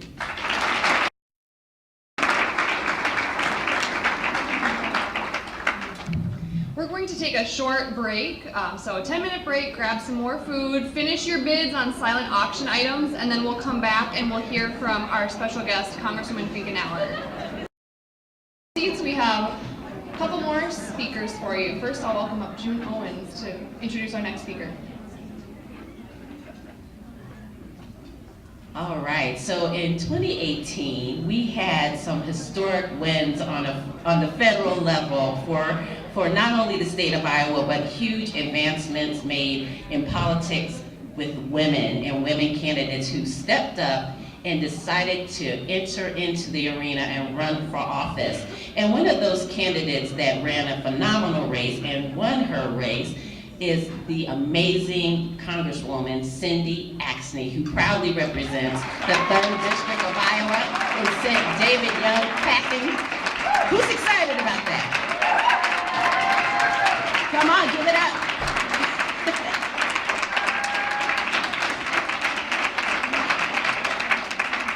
And so with us today, we have with us Katie Patchett, who is the District Director for Representative Cindy Axne, and so she will be providing a few remarks for us. Please join me in welcoming Katie Patchett. Good afternoon, everybody. I'm just so pleased to be here with all of you today. What an incredible room full of people. It's just so inspiring. I wanted to say congratulations to both Emerge Iowa and Dawn's List for putting on such a wonderful event. As a former event planner, I know how much work goes into these kinds of things. And any organization that's able to fill a room with this many smart, hardworking, inspired, and progressive women and men is clearly doing something right. So congratulations. And also congratulations to each of today's honorees. I'm just feeling like I'm bursting with inspiration after listening to all of you today. Your dedication and your activism are just so admirable and making a critical difference. You put 2 Iowa women in Congress for the first time, so thank you.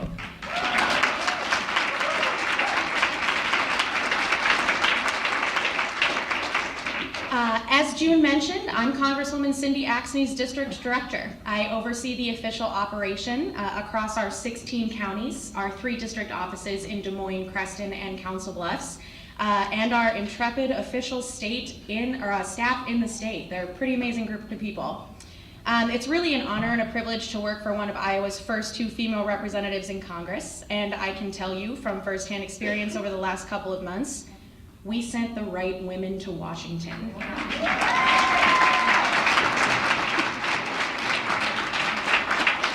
Cindy is out there every single day working hard, harder than really anyone I know, to represent this district. She's advocating for Iowa on the Agriculture and Financial Services Committees. She's taking many meetings. She's holding public events and doing the monthly 16 county tour all year.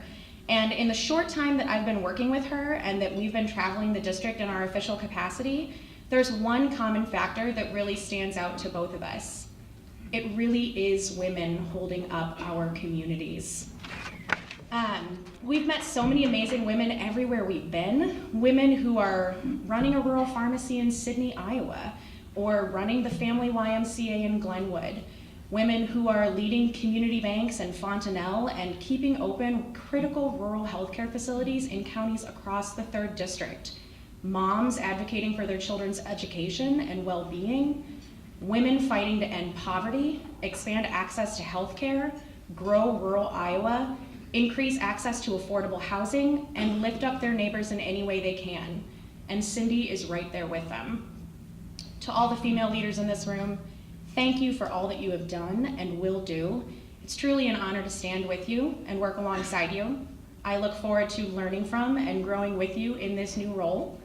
Keep your eye on Congresswoman Axne's Facebook and Twitter pages to see what she's up to and when she'll be in your neighborhood. We look forward to seeing you. Don't ever hesitate to reach out or to stop in one of our offices. We love visitors and we're here to serve you. We're grateful for your support and thank you for all that you do. Good afternoon, my name is Shayla McCormley. I have the honor to introduce Representative Finkenauer. Earlier this week, she was appointed to serve as Assistant Whip.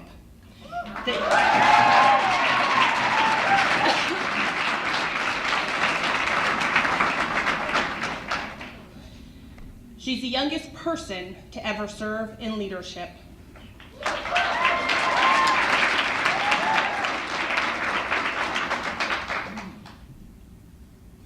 The Democratic House leadership recognized that our Congresswoman from Iowa's 1st District is a good addition to sitting in their commission, or sitting in their leadership group, in addition to all of the other committees that she is serving on.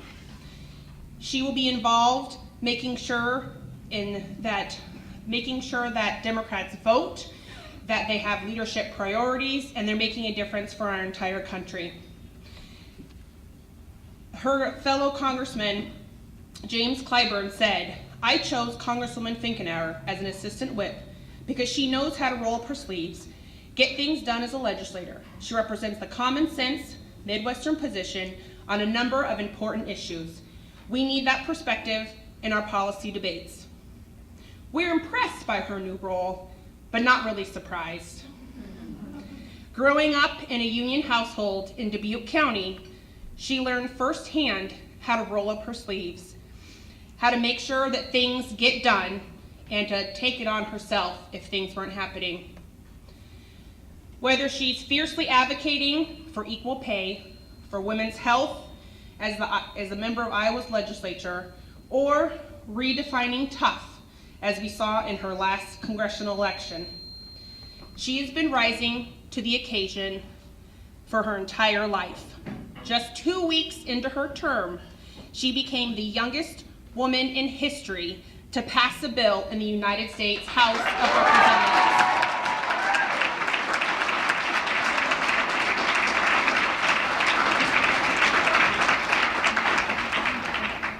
As her colleagues in Congress have already realized, Abby is the real deal. She's authentic, passionate, compassionate, and has the struggles of the working class and families in her forefront when she represents Iowans and uses the voice that we need to make sure that we are heard and our families are taken care of. Even before she was elected last November, she has been a friend and supporter to Emerge. She is a living example of what we can accomplish when women support each other, when they advocate for each other, and when we lift each other up. Imagine what we can do, what Iowa would be, if we train and elect more women just like her. Please join me in welcoming Congresswoman Abby Finkelstein.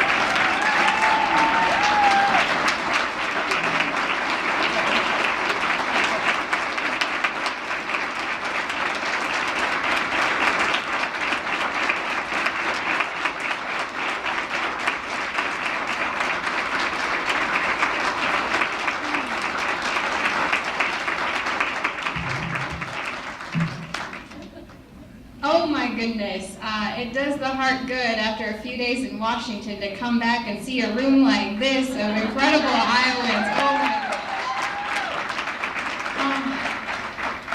goodness. It is truly an honor to get to be here with you all today, friends, folks that I've had the honor to serving with in the State House, and folks that I had the honor of running with on the ballot in 2018. You all inspire me every single day, and it means the world to me to now be the Congresswoman from Iowa's 1st Congressional District.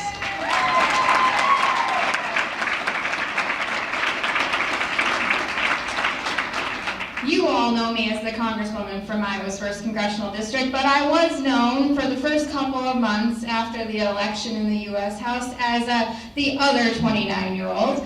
But I am 30 now, and I own all those years I can get. So I also want to thank Shayla McCormley for that introduction. And your family, I know John and Shayla actually had become family to me after I had been in the State House for 4 years. I actually lived in their carriage house those 4 years in the State House, which is the fancy word for I lived above their garage. So I like to say that I was their Fonzie, and they were my Cunninghams. During that time, I had the unique pleasure of watching their children grow up, Ellie and Alex, and I was lucky enough during this whole event today to get to sit at a table with Miss Ellie. Do you want to raise your hand? Stand up and let people see you, Ellie.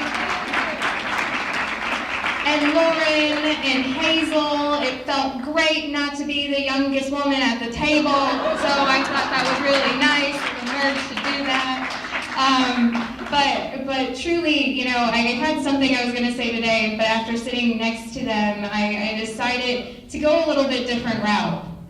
You know, Ellie, again, getting to watch her the last 4 years, actually reminded me a lot of myself when I was growing up, and not just because we both cried after the 2016 elections, but because of her curiosity and the fact that she asked the tough questions to her parents, which I've seen many times, the fact that she, again, asks the questions at school, is curious, cares, and loves her community already at such a young age.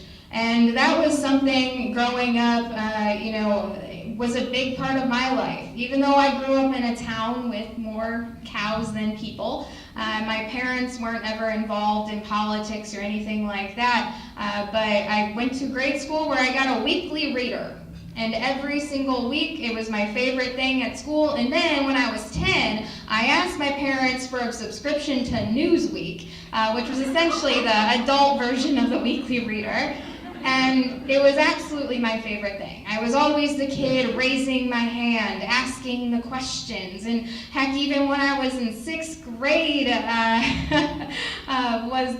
we did a presidential debate because, it's Iowa. And I was an Al Gore against 2 George Bushes because nobody would go up against me by themselves. I don't know what that says. But after that, after 6th grade, I went to junior high, and oh my goodness, if y'all remember junior high, I know some of us try to forget it. That was actually when I started putting my hand down and not asking the questions, and feeling very insecure, thinking maybe it's not cool to be smart or ask the questions or have the answers. And luckily, I had some great women around me, including my public school teacher in 7th grade, who pulled me aside and asked me why I started putting my hand down.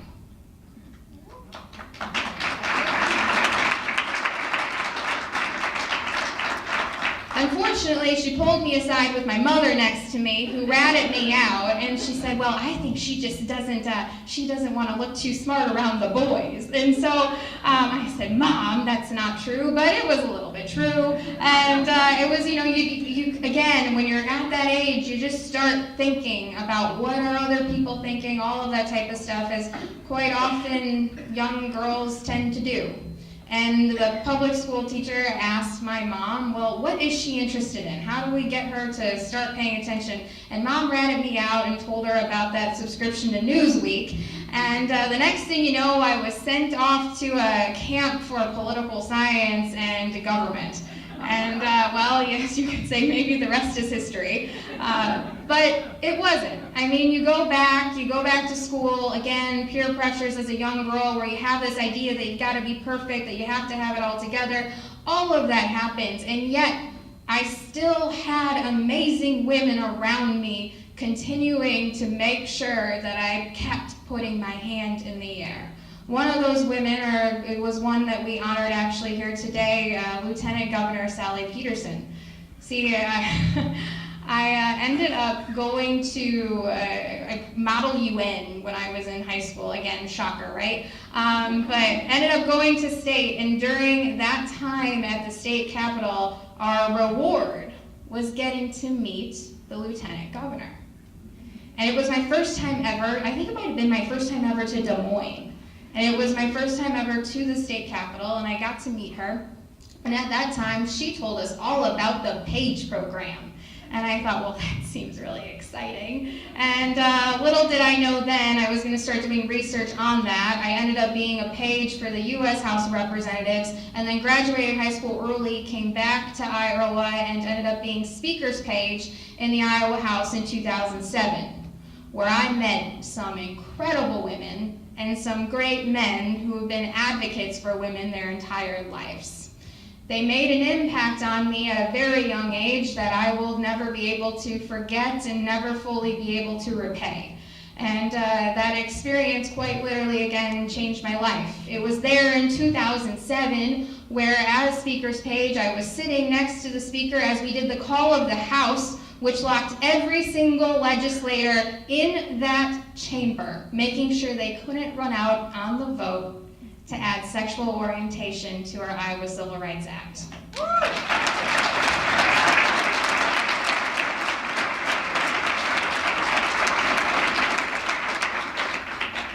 And it was then, when that bill passed, that I'll never forget, as an 18-year-old young girl, sitting there looking out onto the eyes of those legislators who've been working on that since the 80s. And they were tearing up and crying, and So was everyone around me. And I walked out, and I remember standing outside the chamber looking around and going, oh, okay, this government thing, this policy thing, this is where you get to fight for justice.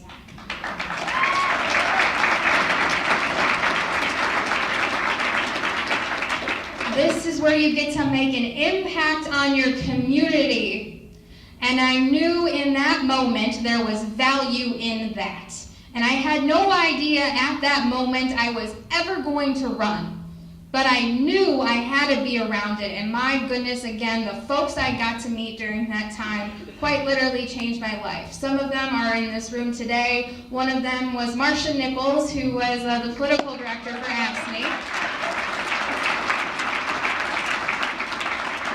You see, shockingly, Marcia spent a lot of time in the speaker's office that year in 2007. We got to have a lot of conversations. She took me to actually one of my first presidential events ever. After that, I also got to meet now, well, gosh, I was going to say state senator, but she is now leader of the Senate Democrats, Janet Peterson.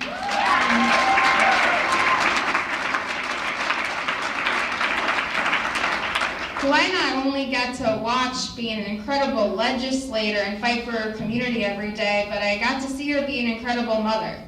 And somebody who was able to balance in ways that I still don't know how she did it. That was the year that we actually turned the speaker's office into a nursery because she was back at work a week after having her youngest buck. It was, again, an incredible experience getting to meet her during that time and so many others who stepped up for their communities and believed that they could make a difference. I then continued to pay attention and, again, continued to have folks around me pulling me up and asking me to raise my hand. And that is when I ran for the State House. Eventually, I was there for 4 years working along some of the hardest working people I will ever meet. Again, many of you in this room today, where we fought tooth and nail against the attacks on working people in our state and in our country. And I will forever be grateful for that opportunity for every single person there who, again, raised their hand and decided to do more and decided to step up for their community and decided to, again, fight for the values that make us who we are as Iowans.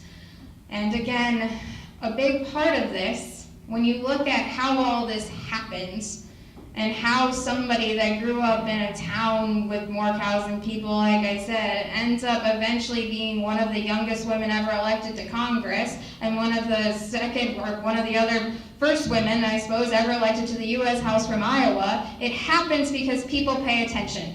And it happens because, again, people keep believing in their future and in the idea that if you care about your community, you have a right to say something, and quite frankly, it is your duty to stand up and say it. So it is groups like Emerge and Dawn's List that are the people who are the ones behind the women, asking the women to run. Not just asking them, but making sure that they do it.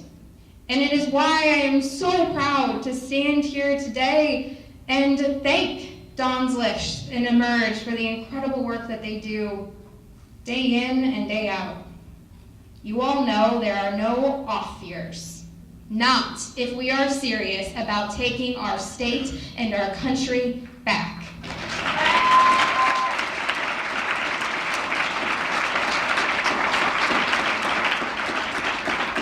You are recruiting and training women across our state and across our country to run for office at every level of government.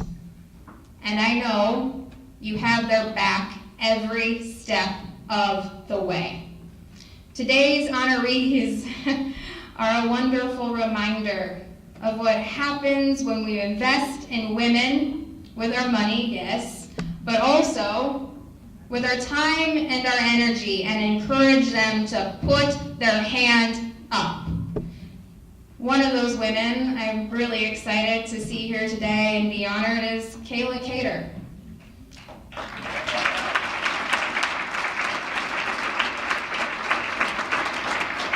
You Susie, I first met Kayla while we were both campaigning at the same time at a Christmas party in Fayette County.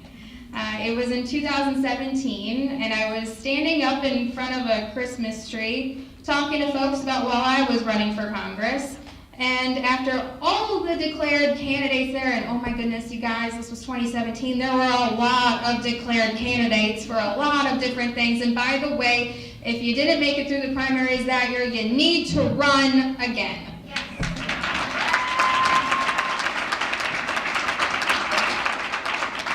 Wink, wink, nod, nod, nod to a lot of people in this room right now. And after all of the declared candidates had spoken, Kayla stood up. And in her Carhartt jacket, she started to talk. And she told us who she was and what she believed in. She talked about sitting under the shade of the trees in her family planted generations ago. She explained the values that she learned growing up on a farm about hard work and looking out for your neighbor. And she talked about what it would mean to bring those values to the State House. I then turned to the person next to me, and I kid you not, literally at the exact same time, we looked at each other and said, "She needs to run." And so I went up to her, and I did not hesitate. I said, "You need to do this." She was still kind of on the fence, not sure what she was going to do, but I knew in that moment that she was going to make a difference in our state, and we would all be better off for it. It's something, quite frankly, I think we all need to do more often. Tell the amazing women around us that they need to run for office.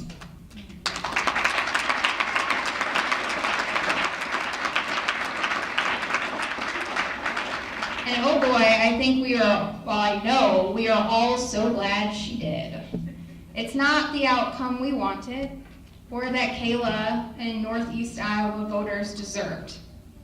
But she showed us what it is to run as yourself, to never stop fighting for your values or your neighbors. And Kayla joins a wonderful group of folks here today and honorees. Vicki Brown, where is Vicki? Is she still here?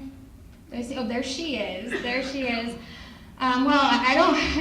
Y'all heard a lot about why Vicki is one of the most incredible people you will ever meet in Iowa Democratic politics, and why we are very lucky to have her over in Iowa's 1st District.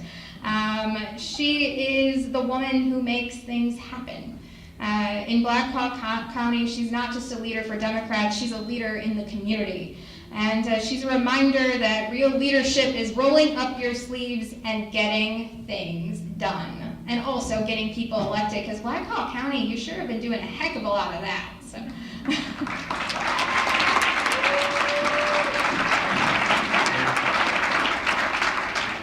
Monica Reyes, she's back there as well. What an amazing, amazing young woman.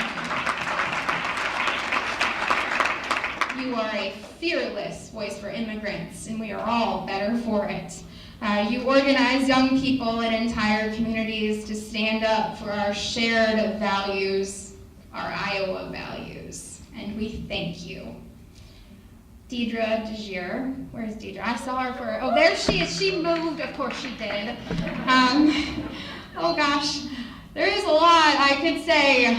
You are one of the most inspirational people I have ever met, and I know I'm only 30, but in my time in Democratic politics, whether it has been the moments that other folks have seen where you have moved entire rooms with your speeches, or whether it's some of the more funny and quiet moments where we end up overnighting randomly at a house in Cedar Rapids,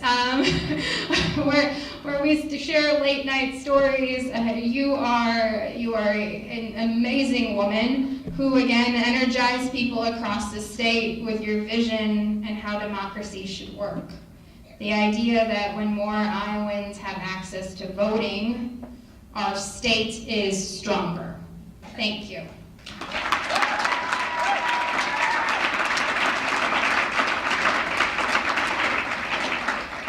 and Miss Phyllis Beatty, state representative from Davenport, who I had the honor of knocking doors with back in the day. We just reminisced about that a little bit ago. It has been an honor every step of the way to get to serve with you in that state house. You are a voice for folks every single day. You are not afraid to use it.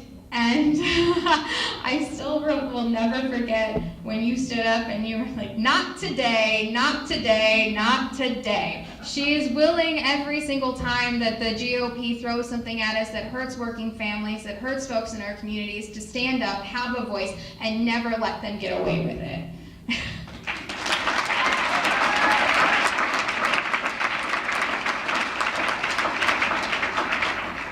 And Lieutenant Governor Joanne Zimmerman, oh my goodness, where's she at? There she is. I first met you, I believe it was in the living room of your house, back when I was, I believe, running for State House. And you believed that the 24-year-old who had no money of her own to put into a campaign, who was paying off student loans, had no picket fence, wasn't married, did not look or seem like the politicians that I grew up reading about and we all grew up reading about, you believed that I had a reason to do it and that you were going to have my back as I did. And I will forever be grateful for not just what you did for me, but what you've done for women all across our state and the inspiration you have been. We thank you and we honor you, and I can never again extend how grateful we are for everything you have done. Thank you.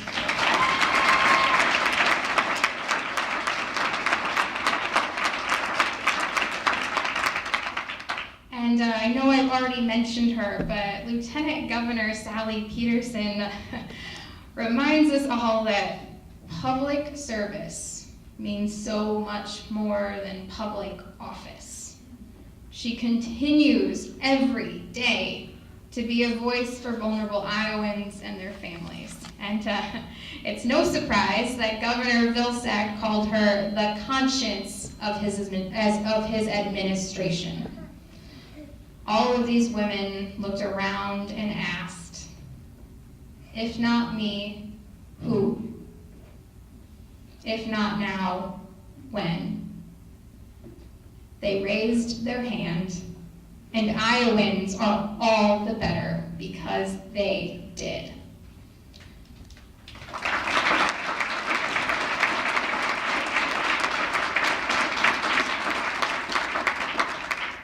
So, the next time you meet a woman and think, wow, she should run, tell her. Whether it's a neighborhood association or a city council, the state house, or the U.S. House. Tell her that you believe in her, her stories, her values. Tell her and then have her back. Watch her kids. Design her website. Knock on doors. And support Emerge and Dawn's List as they work with women across the state. Because when women run, women win. And right now, we really need more women in the state of Iowa to win. So please, thank you, thank you, thank you for everything that you do. Keep supporting these amazing organizations. It pays off tenfold, and quite frankly, again, our state and our democracy depend on it. We have a lot of work to do. 2018 was an exciting time, but it was also a time where we woke up and realized that yes, we moved a couple inches, but we've got miles to go. And that is what we do these next 2 years when we take back the U.S. Senate. We keep these U.S. House seats and pick up one in the 4th.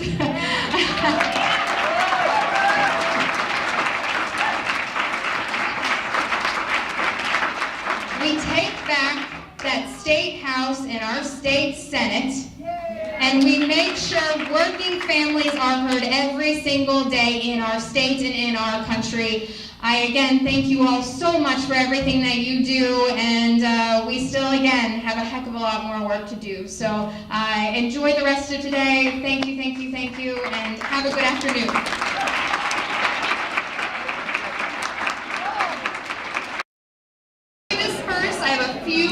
announcements, and thank you. Thank you, Congresswoman Finkenauer, for joining us today.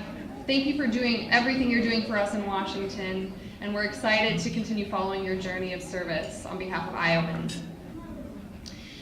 Thank you again to everyone who helped with this event today. It was a team effort, and I'm so proud to be working with all of you. Thank you.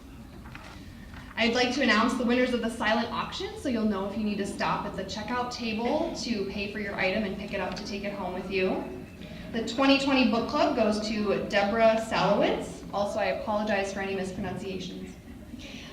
Andrew Yang's book goes to Corey Sagar. Amy Klobuchar's book goes to Ann Fields. Hillary's book goes to Julie Lash Brown. The Capitol, that's the photo of the Capitol and the other items, goes to Jennifer Converse. The lunch with Congresswoman Axney goes to Susan Judkins. The necklace goes to Sheila McCormley. One of the Kirsten Gillibrand books goes to Cindy Fitzgerald, and the other goes to Emily Shields. The Capitol tour with Representative Olson goes to Brenda Schumann. The RBG basket goes to Ellie McCormley, future Congresswoman. The Progress Iowa tickets go to Marie Herring. One Elizabeth Warren book goes to Kimberly Graham, and the other to Lori Egan. The Activist Swag from Ray Gun goes to Emily Shields. The IDP Fall Gala tickets go to Courtney Guntley. The John Hickenlooper book goes to Deborah Salowitz. And the John Delaney book goes to Jill Shudak. So thank you everyone for bidding on those items, and you can pick them up before you leave.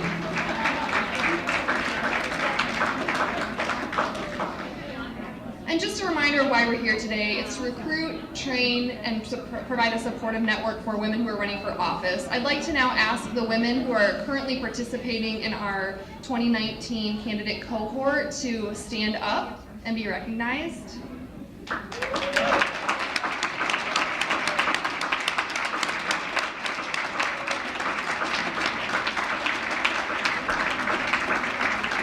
These women have taken the first step. They're getting trained, they're getting prepared to run, and they will look to you for support along the way once they decided to declare. So I encourage you to meet them, and I encourage you to support them, and find more women who we can train, because we want to fill the ballot with women's names and hopefully fill public office with women as well. Thank you again for coming and making this a celebration and recognition of amazing Democratic women from across the state. There's information up on the screen and again in your programs, the ways that you can engage with Emerge and what we're doing, and you can help us recruit more women. We also obviously appreciate any financial support you provide. If you're interested in helping with training, please let us know. We're always looking for awesome trainers to assist our women. So thank you again, and we hope to see you next year at this annual award event. Thank you.